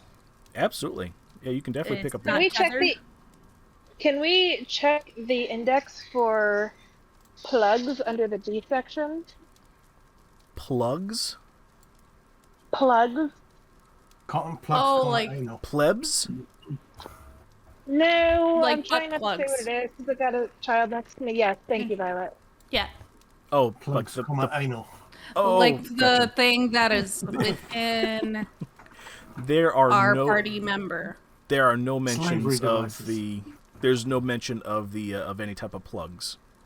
But if Okay. somebody wants them to give me a religion check, it could help. Graham, you taught Uh, high religion, don't you? So I do have a question. Yes. So I'm trying to figure out how I want to phrase this question. Is the plug sticky in his butt? Yes, there is some stickiness to there. It's firmly No. attached in his rectum. So How's he gonna trying go to- for shit? Well, that is one question that I had, That's but a I really just good was keeping question. that in. Is there an Like he exit is. hole? Like, is there a little? Can you remove the clock when you have to poo? Is it magical? Like, is it is there increased When- pressure? Like, how does it mechanically work? as your gaze Complicated now. as your gaze this is more to Calypso. Calypso, as you were looking around and saw the entirety of this establishment kind of glow, there's kind of like a magical arcana spotlight coming out of Herbert's butt, with the light bulb portion of that arcana check coming from that plug. That is most certainly, unequivocally, definitely magical of a huge amount. I'm gonna share that with everybody. Do You always did say the sunshine that is us. well, I mean, yes. It's But not, could we not like light producing type of flashlight, but from an Yeah. arcana isn't magic. Like you most certainly, like this is a light bulb. could do our Pahonies work? Could we have Barry take a look at it and see if he can figure out mechanically what it does and how it works? Wow. Can I phone a friend? You can most Yeah, certainly let's phone try. a friend. Okay, I'm gonna try phoning Barry with our Pahone.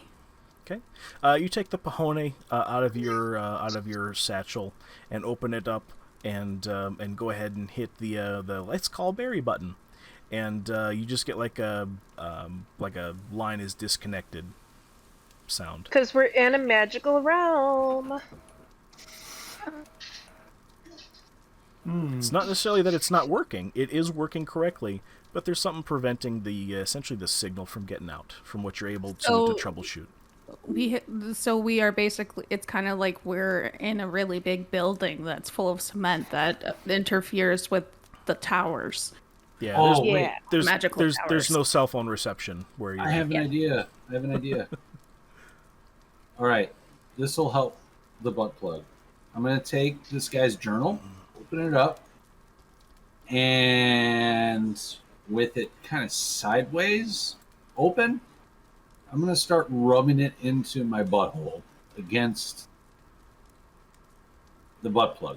What are you rubbing in your butt? The journal. It's not toilet diary. paper though. diary. No, we need it for information. I am not letting you rub this on your Oh, ass. it's too late. I already did it. The book? You're rubbing the book on your butt? On the... Okay. Okay, so As- all books from this point forward come to Astrid, Okay. so we don't get an ass streak on the book. So Herbert, as you rub like the spine of this book, It's not the spine. Oh. It's It's the, an open book. Oh. with I open opened the book and I'm basically sliding an open book Okay. through Okay. my crack. So like it's like a credit card. Yeah. You're swiping it like a credit card. Exactly. Okay. She's got- Alrighty. As you wipe it against your butt, you kind of hear a searing happening here, almost like a divine smiting of the book, of the evil of the pages that it contains and all the knowledge it contains from the collector from Arthendal. And it not only smells like shit as you smear a little bit of a streak against it, but there's also a little bit of burning happening. As if all this goodness that's in the plug is definitely overwhelming the evil in the pages, thus causing the little bit of singeing on those pages. or on that, It's a little hot on that in here, page. guys. Would it be like a radiant kind of magic? So like something that is positive. Oh, we Correct. could use the butt plug Correct. to attack future dudes like this. I just I have to sit don't on think- the head. no. Sit on him. Ooh, Oh my maybe. god. Sit on his face. Oh Give him a my lap God. dance. No, not lap dance. Just engulf. Like, Aren't there guys that like to shove their heads in people's butts? You mean like Minnow? Yeah. So in the future, Minnow, take me and skewer me on the bad guys' heads from now on. Until we get this thing removed, it will kill them. You have twerking +1. Art of throwing it back. I swear to God, he really needs to be a bard. He needs to multi-class. Mm-hmm. He really does. Agreed. Oh my God. Why aren't you multi-classed as a bard, Graham? I don't know. Literally fuck everything, including a slotted spoon. Can I? Well, I guess Dragon's gonna have to. Could that be what this butt plug does to me? What? That you no, because the butt plug is new and you've Multi-class? been a perv this entire time. Oh, okay. All right. Yeah. No, I think. So, can I do a religion check? Oh, On absolutely. me? Okay. Religion Let's check, do okay. religion. Okay. Hmm. As you're doing a religion check there with a 16, you would have noticed when Minnow went ahead and punched Herbert right there in the brown eye there. Big ol' ring. Yep. There you go. The ring of fire. Star. Yeah. That bright flash that everybody got to go ahead and see when those two forces connected, and Herbert got an ouchie in the anal In the area. slippy no-no. That you recognize the symbol that appeared through that frosted glass there for a second as the holy symbol of Bahamut. The We're the fucked. platinum dragon, Yep. which you would know that he is the god of all dragons, essentially, or the most senior leader of all It's like the world dragons. destroyer, right? Okay. So is the book destroyed? Oh no, the book is still Complete- intact. It's just a little bit singed and smells like poo. Okay, so I am going to snatch the book and look Bahamut up in the book and see if there's any entry to see if there's a connection. Okay. Through the book, there's no mention of Bahamut other than just some wild theories that he had about good versus evil and this, that, and the other. He mentions that he was the highest god of dragons, essentially, and that's about it. Hey, so because of the type of character that I am, Graham, will you help me with something? Yeah. What's up? So when so in my spare time, once we're out of here, would you help me do like volunteer work and stuff like that? The town? Because in our town, because it's part of who my character is to do good deeds, and I think that I'd really love us as a party to do like community service and stuff like that. My butt plug? Would you be willing to do that or no? Sure. Yes. Would you help me right now write some letters to children in Thunder Tree? Right now? Right now. What's that going to do? Because I need to write these letters and I wanted to send them by Twatter. They're expecting answers. Oh, kind of neglected Twatter. So will you guys help me finish these? Because some of them are asking why their daddy isn't coming home. Who's your daddy? Who's your No, daddy? if you no, we're not doing that. We're gonna answer it seriously. Wait, Who is your daddy and what does he do? who's your So daddy? we're gonna say that their daddy loves them very much and he'll come home as soon as he can. Just I kinda answer letters from kids that get lost. So when a bird from Twatter gets lost, they come back to me and I answer the letters that get lost.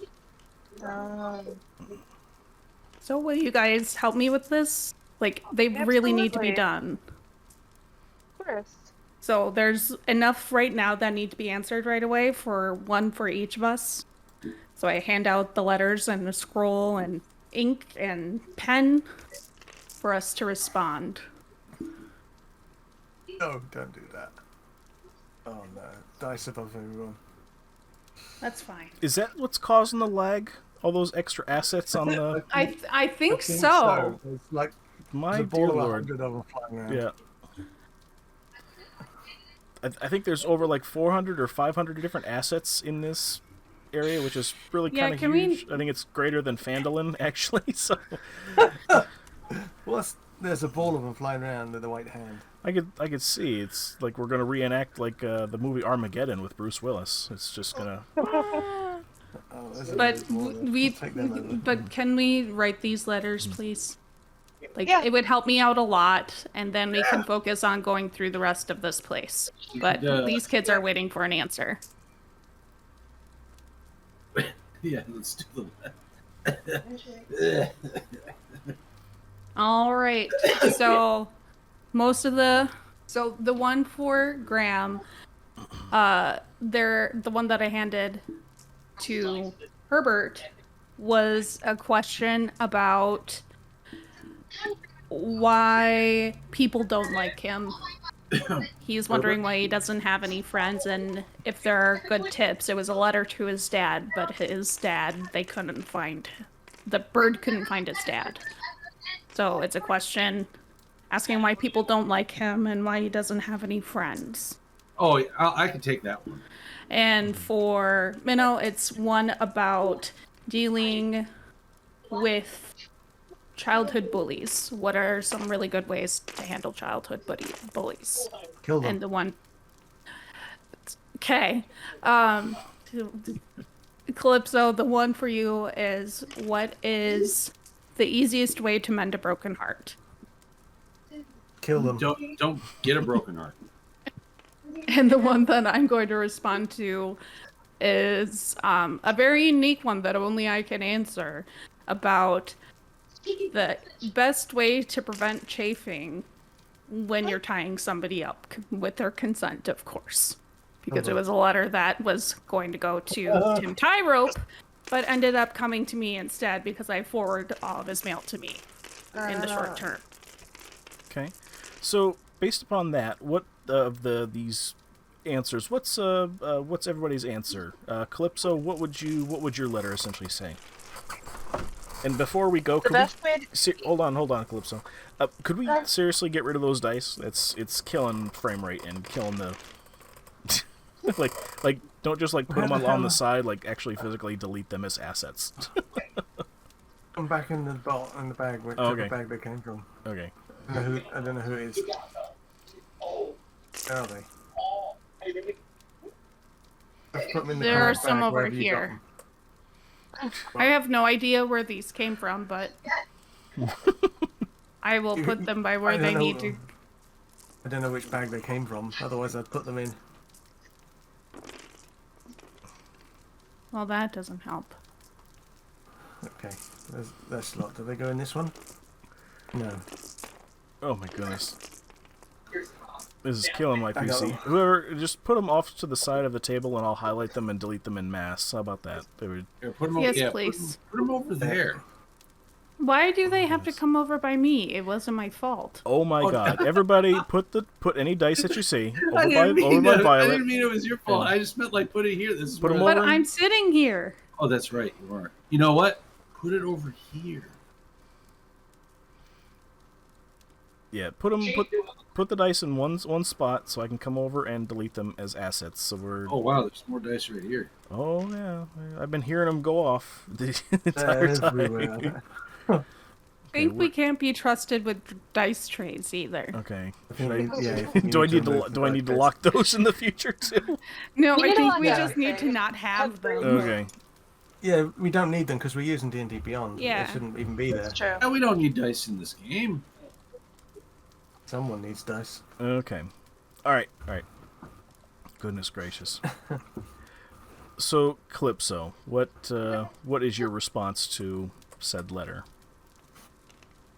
Said Best question. way to get over a Get rid man of is that to one. get under another one. Okay. Alrighty. Minnow, No. what is your response? What was my thing to deal with a bully? Yep. The best way to deal with a bully is to... There are two ways to deal with a bully. First of all, you have to size him up and work out whether or not he's just scared, and so he's attacking out of being scared. If he's attacking out of being scared, beat the shit out of him because he's a wuss. And then he won't attack back. But if you don't think that you can beat the shit out of him, wear a pink fluffy dress and parade yourself around town. Because after that, nothing's going to scare you and he'll have nothing on you. Okay. And There we go. Astrid, what was your answer? So my answer is to always use hempen rope and to never put rope over clothing because then it will chafe, and to use oils before and after, and to also always make sure that you have consent first. Okay. It's more fun without consent. I like the No. struggle. Oh, And Herbert? Mine was which one was it again? It was the kid who wants to know why nobody likes him. Yeah. Well, there's a couple of reasons for this why nobody will like you. You need to stop hiding in the corner of your room where everybody else is at. Stop playing with yourself. Nobody likes to see that unless you're in the dungeon.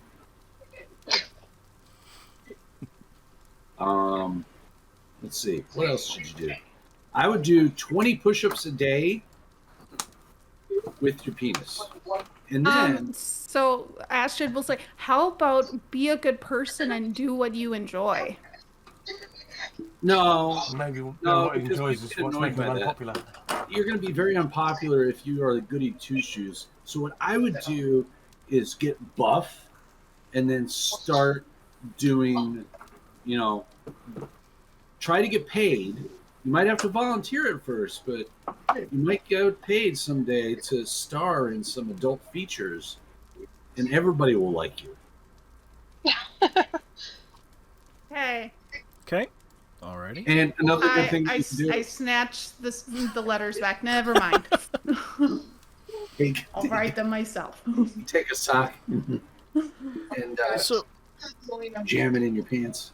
So as Herbert, as you write that final letter there, that final couple of words, everybody hears this like a mechanical gears is what you could surmise as the sound, and you hear this definitely distinctive click come from Herbert. What? Okay, so something happened. Who wants to look at his ass? I don't want to. Can I try acrobatics again? You're more than welcome to try. Absolutely. All right. I want Now, to see if can we ask you this before you roll? To what end? I want to do acrobatics to see if I can successfully do like a flip in the air while trying to get my head through my legs to see my butt. Okay. If this goes wrong, it's going to be painful. It's gonna be great. It's gonna be a natural 20. What is with all these stupid rolls? Okay, it was an 11. With 11, Herbert, you're able to go ahead and kind of do this kind of almost haphazardly backflip or front flip, whichever one you choose.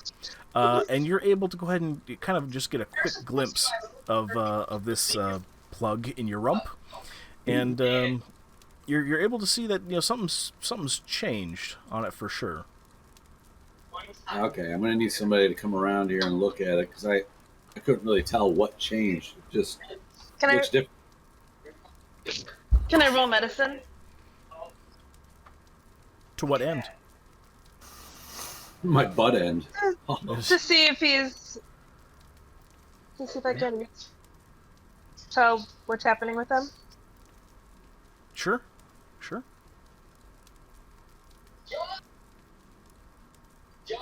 I can't roll on it. If I try close to the app and open it back. Sorry.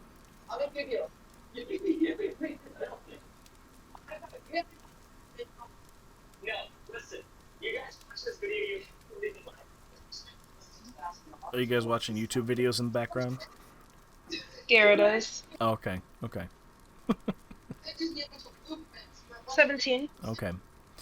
Calypso, you have heard of, from your medicine check with a 17, you've heard of medical devices from, I believe his Mr. Kellogg, the maker of Kellogg's Frosted Flakes in this D&D world, and that in very rare cases when they needed somebody to adhere to his program of living a healthy lifestyle and this, that, and the other, that they would go ahead and put plugs into individuals until they completed said task.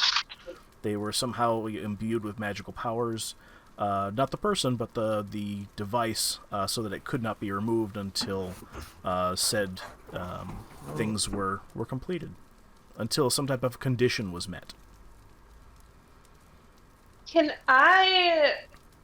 Do I need to roll again to see if the numbers changed from 81 to something different? I would say that if you want to go ahead and look at his butt, you're more than welcome to. I'll take a peek. Cool. You see that the number now reads 080. Oh, interesting. I let Herbert know that the number changed to 80. Oh, I'm right. So it is counting down. I think it's counting down To death. I think you need to do some good deeds, Graham. The Herbert. behemoth is coming down out of my butt when it hits 0. So Herbert, I think you need to do some good deeds. All right, good deeds. How Like about actually good. Okay, all right. A good deed for me would be to jerk off in front of everybody right now. Let's do it. No. How about a general good deed? I can wear my general's hat while I jerk off. No. Sounds good to me. Yeah, it's a general good deed. So I'm just gonna go ahead and start writing his obituary. Because I don't think this is gonna work. Oh my god. General. Okay, so Graham, what is your favorite color? Green. Okay, green. What is your favorite food?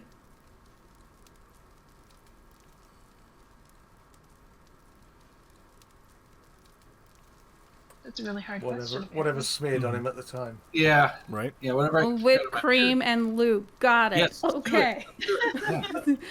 Coconut oil. What was your favorite memory? What's one of your core memories? Connie's boobs. Okay. Noted. Writing this for your obituary. Okay. Have it saved. All right. It'd be Calypso's boobs. Yes. Say, Dragoon, when you're reviewing this later, I want you to go ahead and put in just a little snippet of the audio from the very beginning of this session. When you hear that big, deep voice say something directly to Herbert at the very beginning, and just go ahead and put it like an echo in the back of it. Okay, go ahead. Sorry, guys. Just go ahead. Oh, no. Oh, I know a good deed. I could start cleaning up this place. I'm going to sweep the floors. That might help. Yeah, I'll vacuum it with my mouth because I'm a dirty little boy. Oh, God.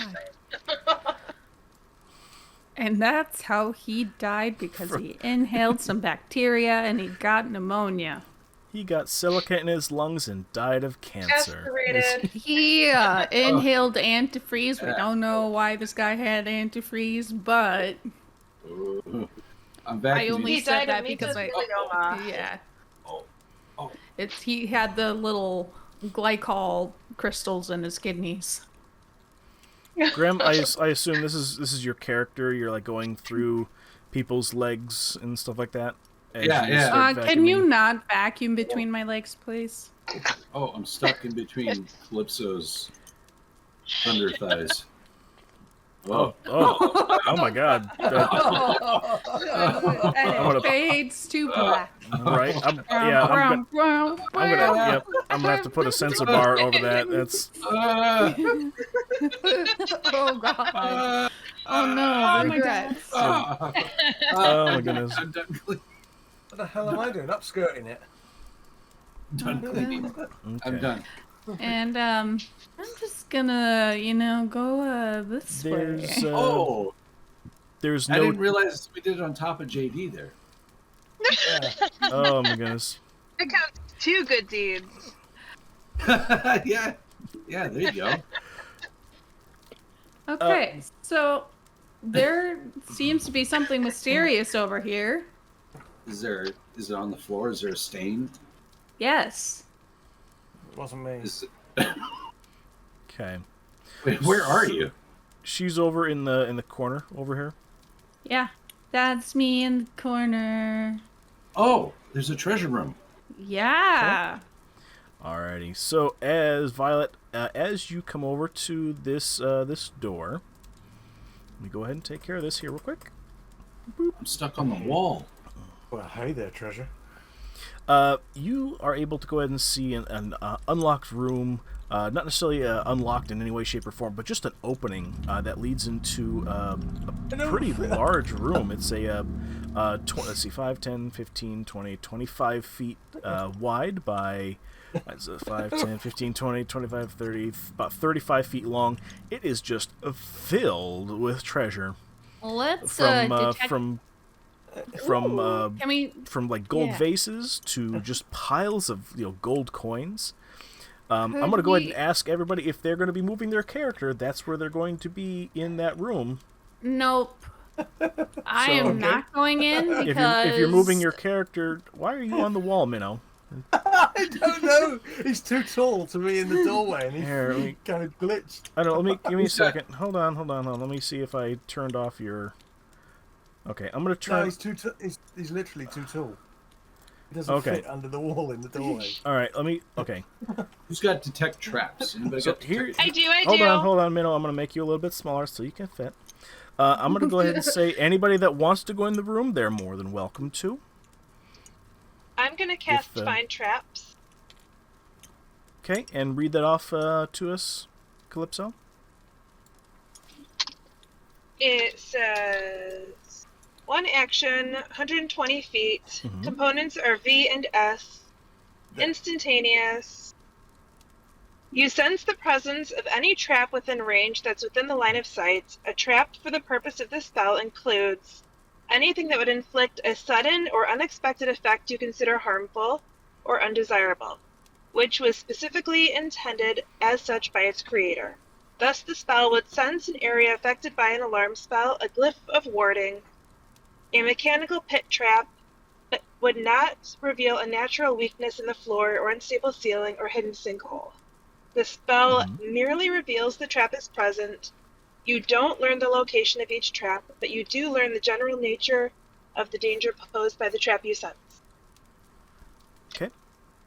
Alrighty, when you go ahead and cast that, you're able to feel that there is most certainly some type of trap present within that 120 feet, including this room. As to the nature of it, I would say that it's a taking trap. Hey, I'm not going in there. I'm not going in there. I want to do dispel magic. I would like to dispel some magic in the room. Dooby dooby doo. Why don't you dispel the magic coming out of your butt? Uh, Oh god. If you can dispel magic, why don't you? actually, I can only do this to a single object, so I don't know if you can do it to an entire room, and we don't know where it is. yeah. I have an idea. Okay, so I'm going to make my breath really hot by blowing into my hands. I'm just going to go, and then I'm going to blow out into the room and see if I can see any imaginary laser beams. Okay. Yes, that's what I'm going to do. And I'm going to roll a perception while doing this. Let's see what I get.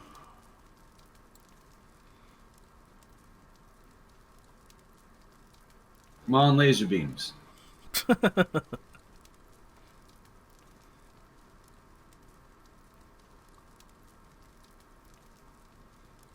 Okay. Did it. Natural 20 with a +3.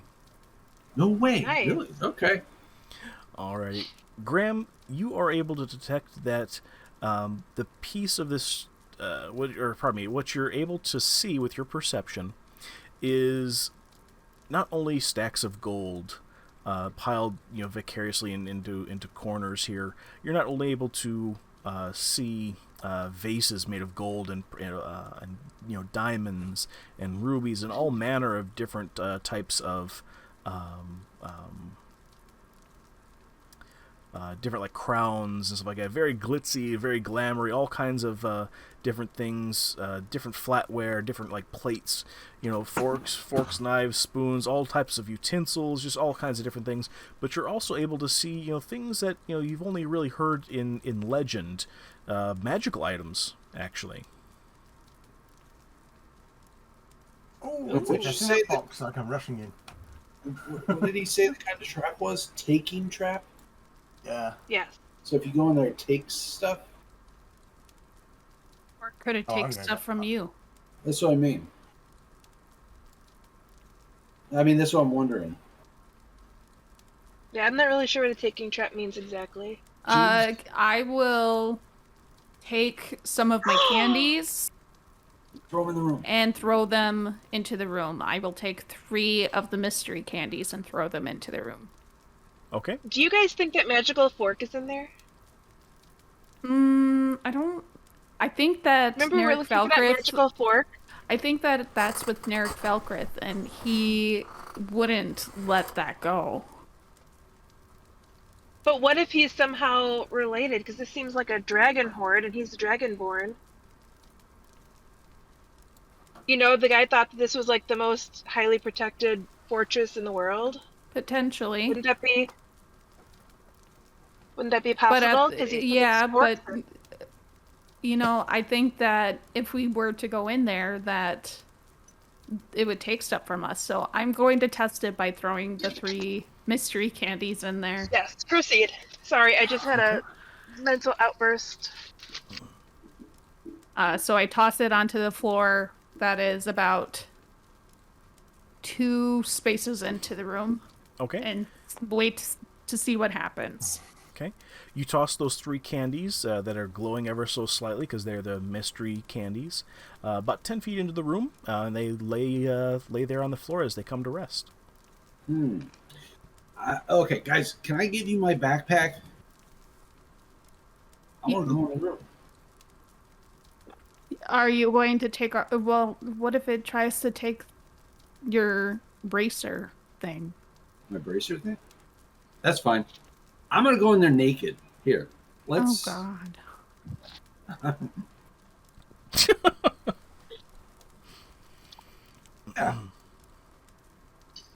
What if it takes your magic?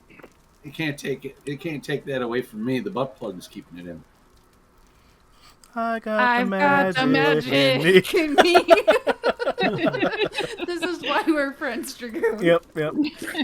That album, by the way, is coming out this November, so stay tuned. All right. Yeah, and we can make the album covers on T-shirts with the cricket. Yep. Absolutely. So I'm gonna get naked. I'm going to put some of my armor onto Big Boy here. I'm going to give my underwear to Calypso, put it on her head, and then I'll leave my weapons with Astrid. Okay. And my backpack, I'm just going to put on JD's arm. And then, wait, where Oh my did I go? god, it's a purse. So you're going complete birthday suit in there, right? Oh, yeah, I'm going completely naked. I don't know what's going to take. So Okay. I'm going to just step. Why did, Here, why we're did you gonna. bring I got it. something that you don't really care about losing? I hand him one of the candies. Oh, hand me one of the vampire dicks from my bag. What if we need the vampire dicks? Why don't you take one of the other dicks? Okay, give me a candy. Okay, I'll give you a magical candy. All right. So I'm going with the magical candy in my birthday suit, and I want everybody to notice that I'm not erect. It is totally just, it's the way. The fact that you're saying that is making me question. That's a 3-footer right there. Okay. All right. Graham, so you go ahead, you take this candy in your birthday suit, and you leisurely go ahead and walk, I would imagine, to the center of the room, and you just put my foot in. Like, you're just putting a foot in? Okay. I'm just stepping in just very carefully. I'm just stopping right here. Okay. Naked. Okay. With the I candy? slap him on the ass With with the, the sword. with the candy. Okay. I'm going to put the candy between my cheeks. Okay. Do you not want that as candy you- back? Okay. As you walk past Minnow slaps your ass really hard, just kind of, giggly With the and flat funny. of the sword. Yeah. And you're standing there just on the inside of the room with the candy. Okay. Pick up one of the other candies on the floor. You want me to put it in my butt? Make sure that you're bending over facing us so we don't get the full moon. Oh, so you want me to pick it up? With You my know butt? he won't. Yeah. So which way You are do? you? Which way are you walking, Graham? End at the knees. I'm And snap. walk over to the candies. Where are the candies? They're 10 feet in. Yep. 10 Here, feet, I'll so- draw some on the floor here for you, so we have it was 10 feet. So we're gonna go about here. There's our 3 candies right there. So I'm going to go over here Right, I'll get a to perfect view. this. Oh. And then I'm going to act like I'm sitting down, and I'm going to pick these up with my butt. And then Okay. I'll stand back. Okay. Now we truly do have every You- flavour beans. Taste the rainbow. You go ahead and pick up the candies with your cheeks ever so delicately, And one of them is a laxative. and surprise! You now have four candies in your butt, not in the sphincter necessarily because No. there's a plug there, but in the cheeks. Okay. I'm going to keep going in then. Okay. All right, How are you doing that specifically? Well, I'm going to start here, but I'm going to do Okay. a couple steps to this square. Okay. Alrighty. You're sitting in front of a heap of ancient loot with candies in your butt. I'm going to touch one of the pieces of ancient loot. Okay. You touch it and you move it a little bit, like you touch one of the coins or a plate, and Yeah. you're able to move it slightly with your finger. All right. I'm going to drop a piece of candy near the loot from my butt, and I'm going to pick up a piece of loot with my butt. Okay. You can drop all 4 candies. I don't want those back. No. I'm gonna see if this is No, a leave just something, no. take something. Yeah, fair exchange is no robbery. Yeah. And this room doesn't care where it's been. Are you Taste sure? it. Yeah. I'm gonna take that as a no. Okay. So, anything happen after I do that? Okay. So you're dropping one candy and picking up a piece of gold with your butt. Yeah, anything that'll fit into my butt. Okay, we'll say it's a gold piece. No, you know what? Let's just say you pick up like a candelabra, a very ornate Yeah. candelabra by one of the candlesticks. Everybody else is kind of amazed that you have that type of dexterity to get your cheeks in to All that twerking. you're holding the middle stick. Oddly enough, most people would grab it by one of the ends, but you're able to finagle your cheeks to get right in between that center one, so you have the most grabbing power. And you're sitting there with a candelabra in your cheeks. Okay. Nice. So, question for you, Graham. I really think you should multi-class with the bard and create your own belief system that is the art of throwing it back. Yeah. I'll have to. Am I allowed to? Can I? Or you could be the bard of sexual influence. Can I reclass myself? I think multi-classing would be the best choice for you. Yeah, next Right. level up, just go bard. Yep. Yeah. Okay. All right. Now I'm gonna go zigzag this way, and then this way. Ooh. No. I want to sit somewhere where I can see. Yeah, right here. Okay. Yep. You find a nice spot over on the ancient loot, and basically sit down in almost like a makeshift seat of gold bars, electrum, silver, platinum, all kinds of different loot, and you're sitting down. Candelabra Right. still where it was, so makes a Do good I need seat. to roll perception again to see if I can tell what anything is here, or? When you look around, know it's the majority of it is a lot of gold coins. You can see all the different gold plates. You get closer to some of the crowns that you see there that are just encrusted with all manner of different jewels. I thought you were gonna say like poo or something. All right. There's currently a smidgen of poo on that candelabra, Nice. but nobody knows where Clearly- it's coming from. I thought that we didn't streak our underwear. I thought that was supposed to be a red brand thing.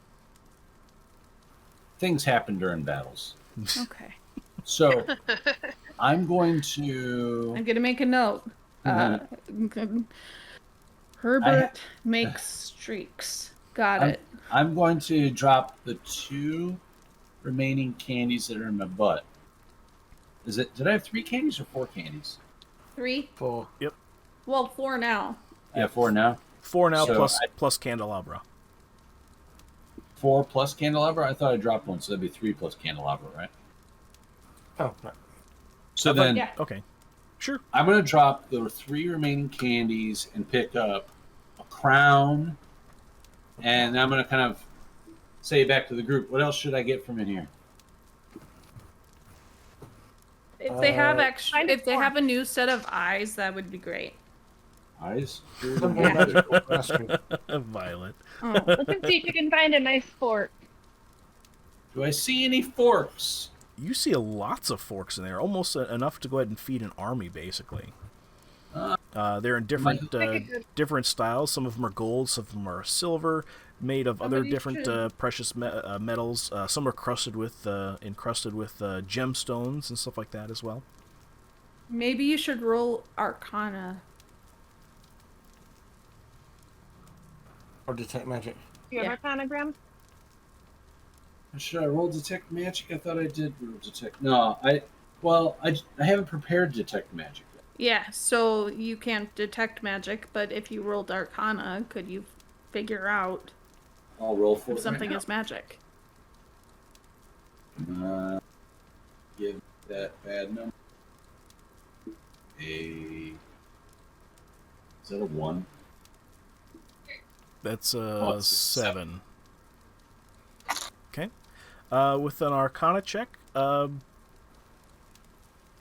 me a second here. I'm trying to remember here. You're basically checking to see if something is magical in nature. Yeah, that's all it does. I think. Okay. As you're doing an Arcana check here, just say generally in just the overall area, you're able to kind of get a magic-y feeling off of a couple of swords, a couple of different items like the crown, and just kind of a few other things like a ring or two here and there.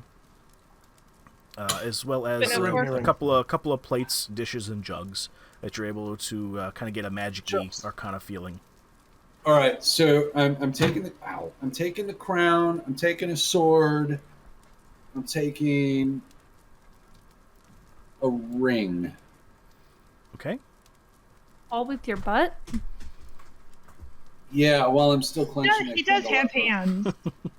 And I'll take the Look, crown. Ma. I'm going to take the crown with my hand. I I'm going to can make grab your the others. hands clap. I'm going to grab the sword and the ring with my butt. Okay. Okay. Reminds me of that Disney picture of Tarzan swinging while he's carrying the woman. Yep, And it's like, and oh, no. holding onto it with his butt. Yeah, how's he holding that I vine? think that's it. I think I'm going to make my way back out. Okay. How are you doing that? I'm going to walk the same way I came in, where I kind of did it in a zigzag pattern. Okay. Which way are you facing? Oh, Are you facing wait. Are you facing the same way that you came in and walking backwards, or would take me through what you're doing? I would walk out the way you walked in. So Yeah. backwards. I want to walk backwards because my party is an amazing party, but they don't have the constitution to withstand seeing my Johnson. So I'm going to. I'm not interested in your Johnson. Oh, it's like a penis, only smaller. Yeah. And then, Okay. Alrighty. As you're waddling backwards there, Graham, you're able to go ahead and keep a close, tight grip on those items that you're bringing out with you. As you waddle the exact same way out that you came in. Oh, where'd And I then go? you did parkour at the very end. Yeah, now I'm on the building. Here, hold on. Let me get you. I can. All right. Now I'll get dressed and grab my things. Okay.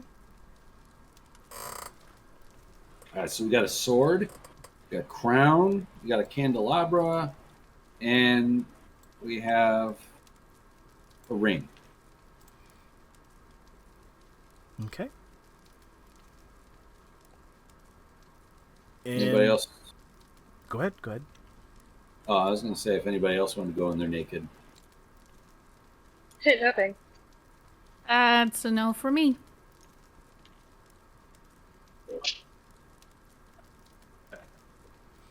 Unless JD, are you inching your way into the room, or? JD's just going to go in there. Thinking about it. I'm thinking about just going in as is.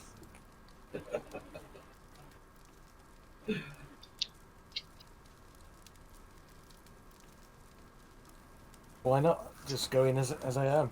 All I got to lose is a +1 longsword.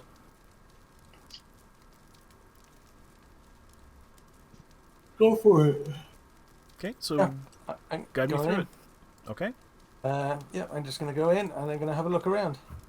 Okay. What do I see in this pile of loot? You see just gobs and gobs of different gold items, jugs, bags, plates, forks, knives, spoons, like everything that Graham saw there. Just the most wealth that you have ever seen, and you could not imagine seeing this much, loot and believing that it was real. You've only seen this types of loots in maybe like a page or two of like a mystical dragon tale story of a dragon's hoard that your family, when you were very young, maybe have read a story to you of Gargan the dragon that one mighty minotaur slayed one day and gathered his entire hoard. You remember seeing the picture of all the different gold items and stuff like that. This is actually significantly bigger than that hoard that you saw in that childhood storybook. Oh, cool.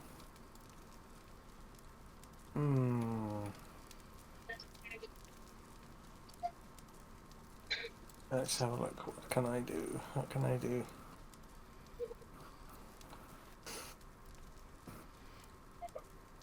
I'm going to start prodding at this piles of loot. Okay. See what happens. as you poke and prod, you see, just the items, the plates, the vases, the bags, the different coinage and stuff like that. They go ahead and they move around just as if you're touching them there, and you're moving them around. The gold coins kind of fill in as they kind of fall, almost like sand. I'm going to pick up a gold coin. Okay, you pick up a gold coin. I'm going to lick it. You lick it real good. Oh, Jesus, we need to stop. That's another Stop. track. We're gonna have to. There we go. Yep. Oh,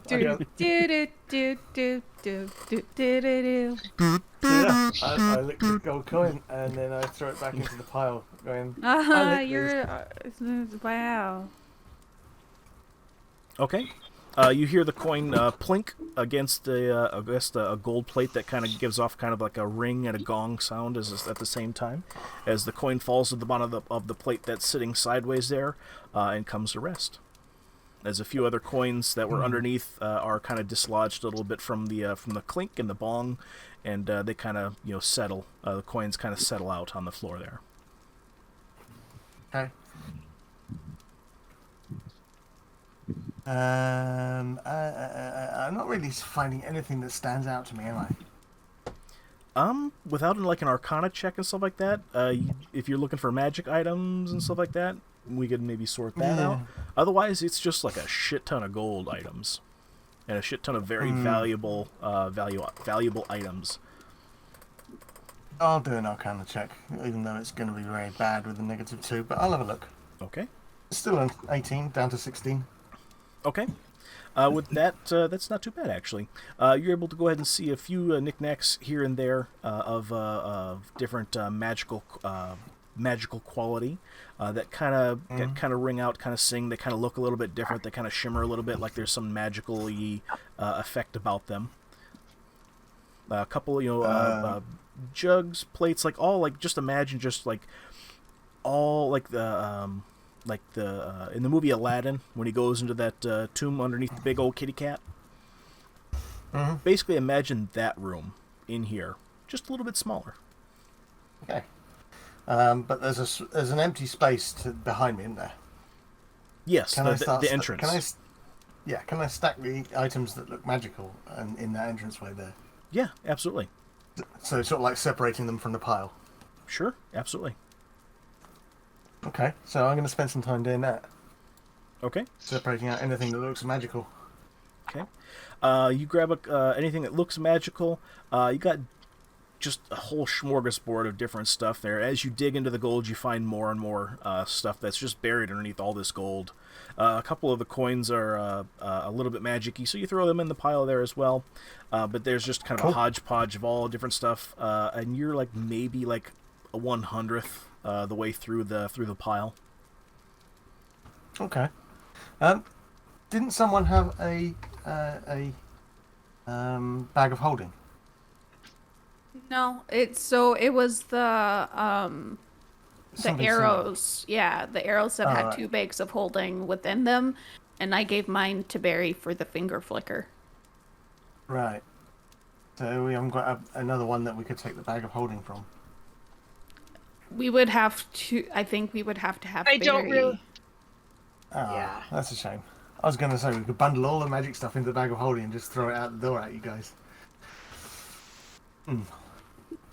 What happens if I take one of the plates and frisbee it out the door at the rest of the group?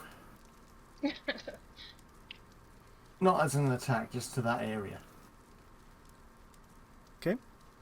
As you fling the plate like a frisbee out to the area, is anybody catching it? Or attempting to catch it, or are you just kind of aiming for the floor right in front of Violet and Calypso? I aim for the group and just say, "Here, catch," and they throw it. Okay. And so it goes at the group. Generally, anyone could Okay. do a check to try. All right, you throw it at the group there, and if anybody wants to catch it, we'll add that to the narrative. Otherwise, it's going on the floor.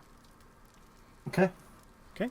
I'm gonna do you remember Daria in the opening sequence when she would be playing volleyball and just kind of put her hand out to the side and not really try and catch it? Yeah, yep. That's what I'm doing. That's my move. Okay. As the plate clangs to the floor, you kind of hear that like a coin does as it's finally being spun and finally hitting the floor. You hear that shink shink shink shink shink, and it comes to rest on the floor. I'd say it's safe to take stuff from this room then.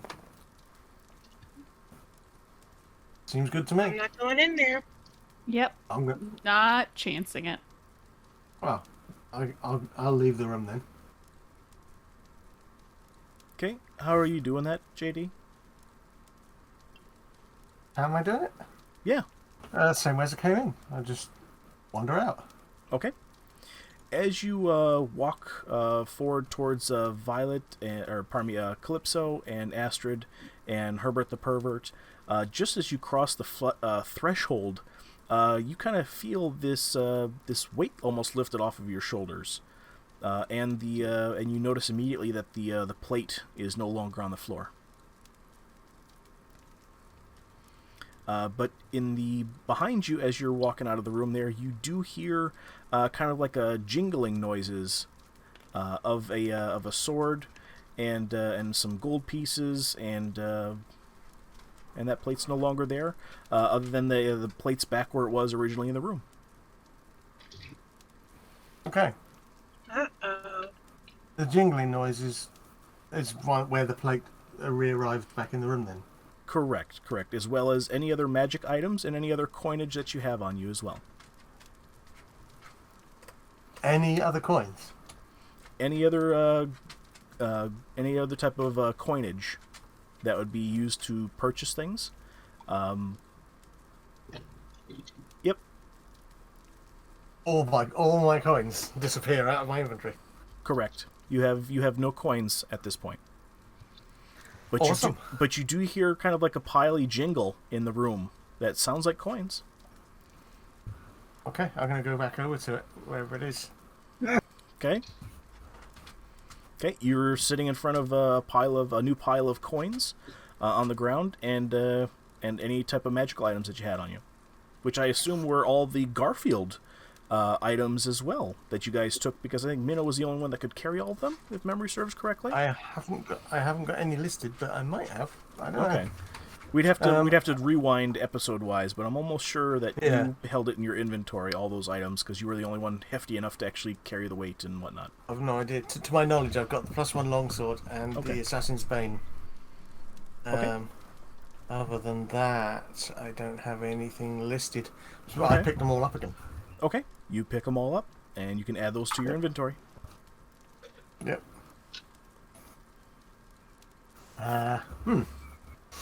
Try walking up backwards.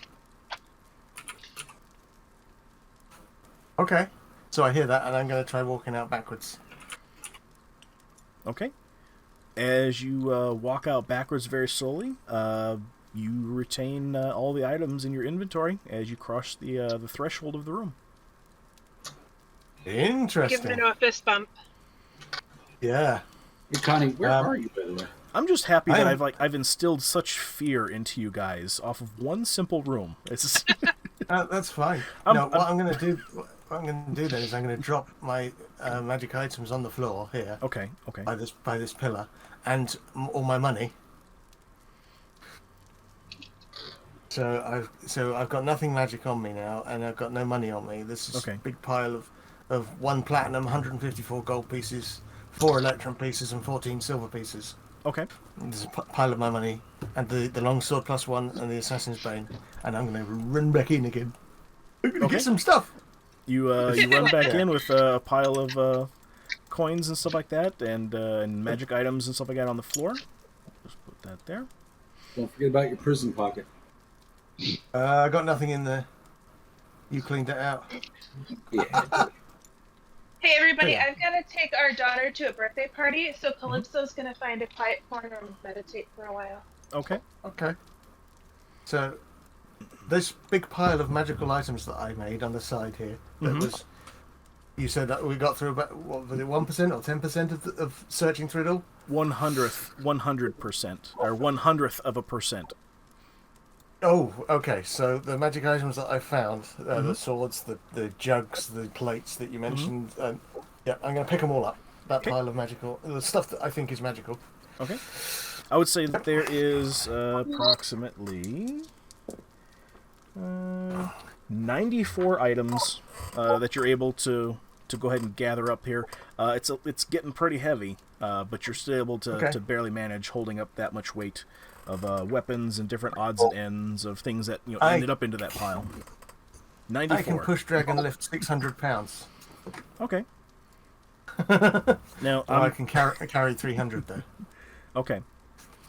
I would say that the items were big and small, from swords, shields, crowns, plates, all the type of stuff that you thought was magic-y, is quite heavy, but you're barely able to go ahead and lift it up. But it's Okay. still manageable. Not a problem. I am going to shuffle backwards, one-shot questers style, out of the room. Okay. As if going backwards. Get to the threshold. Does anything happen? Nope. You're still holding them as you're walking back out of the room. No, I get out of the room. Ta-da! With the items. Yeah, I managed to get out. And I put them on the floor. Hey guys, got some stuff for everyone. And as he says that, I got some stuff for everyone. You guys hear this eruption of metal clanging on the floor as all this items, from that are kind of stacked out. All you guys are able to see as he's walking backwards is just horns, just the tip of his horns as he's finished. Turns around and drops the items on the floor. Oh, Maybe there'll be some in there. Maybe there'll be a magic bow for Astrid. I don't know.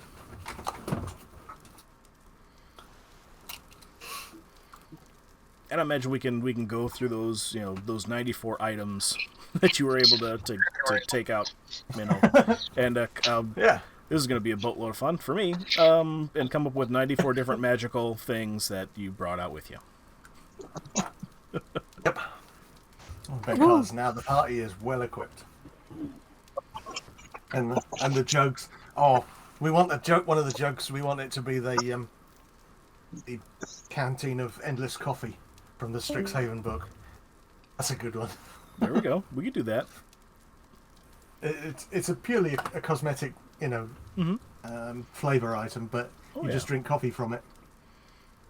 Yeah, keep in mind these are all kinds of magical items. They don't have to be necessarily like end game breaking type of stuff. It could be small trinkets that do something, as long as they're magical in nature. That's in the room because that was valuable to the collector. Yeah. what about a music box? I'm sure there's probably one in there too. Oh. 94 items. That's a pretty good strike rate to get a music box, I'd imagine. Yeah. Is it a magic music box like the one from Fable 2? Yeah, Can we live in a castle? yeah. Can I kill my sister? No. Facts. Okay. Just so everybody knows, we're running at 2 hours and 40 minutes stream-wise, so just keep that in mind. Does anybody else want to do anything? Anyone else want to go in and gather some stuff? This is mine now. Oh, You get your own. your stream kind of freaked out for a little bit there. Yeah, it was yeah. I put my camera in first-person mode, and it kind of wiggles when it goes through tight spaces. Oh, Oh, don't we all? got it. Yeah. I mean, same. I mean, the thing is that, like, while I appreciate that there's so much stuff, like, Astrid doesn't really want anything. So, Magic like, weapons from you struggled last time because there was no magic weapon. yeah. But also, I had my sword that I was gonna hit him with, but then you went ahead and destroyed him before I could. Oh, sorry, I'll try to leave a little bit of flesh there next time. Thanks. It would have worked. And that's how we found out that he doesn't respond to arrows. Okay. So I am not the like in real life and in game, I'm not the most agile person. So I do not like my chances. Okay. You're talking to someone that fell down 4 steps going down to the basement to do laundry. Oh, gotcha. Yeah. Calypso is over in the corner, of course. And Herbert, are you doing anything else then, sir? No, I just want to find out what everything is that we got. Okay. Well, Herbert, that's going to take some time. Yeah, I know. Herbert has a candelabra in his cheeks, as well as a couple of candies. Minnow has a whole smorgasbord of stuff, which we will need to go through and suss out. Take a while. Yeah. Oh, yeah. It's Got definitely. a candelabra, a sword. A Oh, ring, yeah. That's right. That's a right. crown. Yep. I wrote them down in my Okay, and we can go through those as well. All right. You know what? Astrid's going to give it a shot. I'm going to... Yeah. Yay. Okay. So... Get your Let's bars see. come down and you're trapped forever. Yep. Yep, basically. That's how she dies. Okay, so I'm going to basically put all of my items but my clothing down and Okay. go into the room in one straight shot. Okay. Well, straight. Right. You fall Straight. over a pile of shit. You know, just gold coins. Like, oh And my I God. just eat the asphalt or stone. I get little pebbles in my teeth. It's fine. Again, And you're sitting in front of just a gobsmack pile of loot of all different types from the descriptions that Minnow and Herbert got. okay, I am going to grab. Is there anything specific you're after? Like a bow? Yeah, that's what I'm thinking. I'm looking for a bow and I want a music box. Okay. So- You spend some time digging around in the pile, and you are able to go ahead and find a bow. You pick up a bow, and it's a different color. It's kind of got this weird sheen to it. That's also has different types of gemmy gems on it. And you're also able to go ahead and pick out, after opening a few jeweled boxes, you're able to find one that has like a little ballerina that starts to spin and create a fun little tune. I am happy with that. Can I find some extra arrows? There is a couple of arrows. Kind of you have to dig around a little bit more in the corners of the room, and you're able to go ahead and find another arrow there. It's incredibly sharp. You almost prick your finger. Actually, I'm going to say you do prick your finger just a little bit while you're going through some gold there. I'm going to say that you bleed just a little bit, but it's perfectly fine. It's nothing that's it's basically like a paper cut. But the tip of this arrow is like incredibly sharp. Like you barely even touched it, and it cut you. Okay, I grab that as well, and then exit the room the way that I came in, going backwards. Okay. And not really lifting up my feet from the floor. I'm kind of shuffling, Okay. so I So- don't trip backwards. So Violet or Astrid does the truffle shuffle backwards. I'd imagine Yeah. there's some type of like a moonwalk in there as well. Yeah. And And then when I exit, I go, ee. Yep. And that's exactly what you do. Yeah. Alrighty. And I'm going to say that the hardest part is always the dismount, and I think that's a good place to end us there for the week. What do you guys think? That sounds I good. think good. Awesome possum. All right, everybody, we're going to go ahead and end it there. Go ahead and do check out Love by Stella over on her Facebook page. We'll go ahead and run the ad here at the end of the stream. But also go ahead and check out our socials down below if you're actually watching us here through through the Twitchverse. You can also go ahead and find us on Twitter as well as to our gaming times, any type of announcements that are coming out there, and that's at Canopy_gaming. We also have the YouTube page, which is actually down below, which is also, just search for it, Canopy Gaming. You'll find my big old face on there with a green screen background there. That's the icon for it. Other than that, if you have any type of item ideas or any things that you would like to see or any type of discussion, go ahead and post that in our Dungeons & Dragons Discord, or you can also send an email to unlikedragoon@gmail.com. Has anybody else got any other things that they want to plug as well? I posted Love by Stella page, your YouTube channel, and your Twitch, and your Facebook. I'm working on it right now. Cool. Herbert's already been plugged. Also, don't forget Herbert is in real life. He's Graham Cracker Gamer, so go ahead and check out his page there as well over on Twitch. I think Graham, you still stream on the daily, yes? I haven't streamed in a bit because I've just been too busy with work, but okay, gotcha. I've been thinking about getting back into it, so give me some motivation here, people. There you go. Let them know. Tell them with love. With love. With love. Yes. Alrighty here. We'll end it there, guys, and hope you have a great rest of your night there. Oh my goodness. Graham, thank you, sir. Thank you for cheering bits. Thank you. Let me massage your head. Yeah. Head scritches.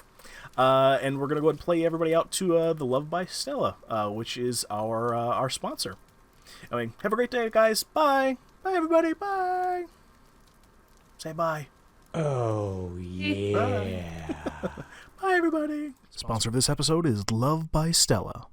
Hi there, guys and gals. I'm super excited about our sponsor because they make such cool crochet items and decorations that you are just not going to be able to live without. Got a new baby that's on their way into your family? Then check out this baby bonnet and booty set. How about this cool baby cocoon with hat and mittens? And for you new parents out there, how about a crochet sleepyhead? Just sleep with a sleepyhead for a few nights and lightly spritz it with your deodorant, perfume, or body spray so your baby will fall asleep faster and stay asleep longer with your smell. How about a Baby Yoda for your child or grandkids? Or even a Scooby-Doo dog for your child's forever home? And with winter on its way, Love by Stella also makes a cornucopia of blankets. And you know what? That's not all. Love by Stella also does custom designs. Take this kid's drawing, for example, that he did at school one day, for instance.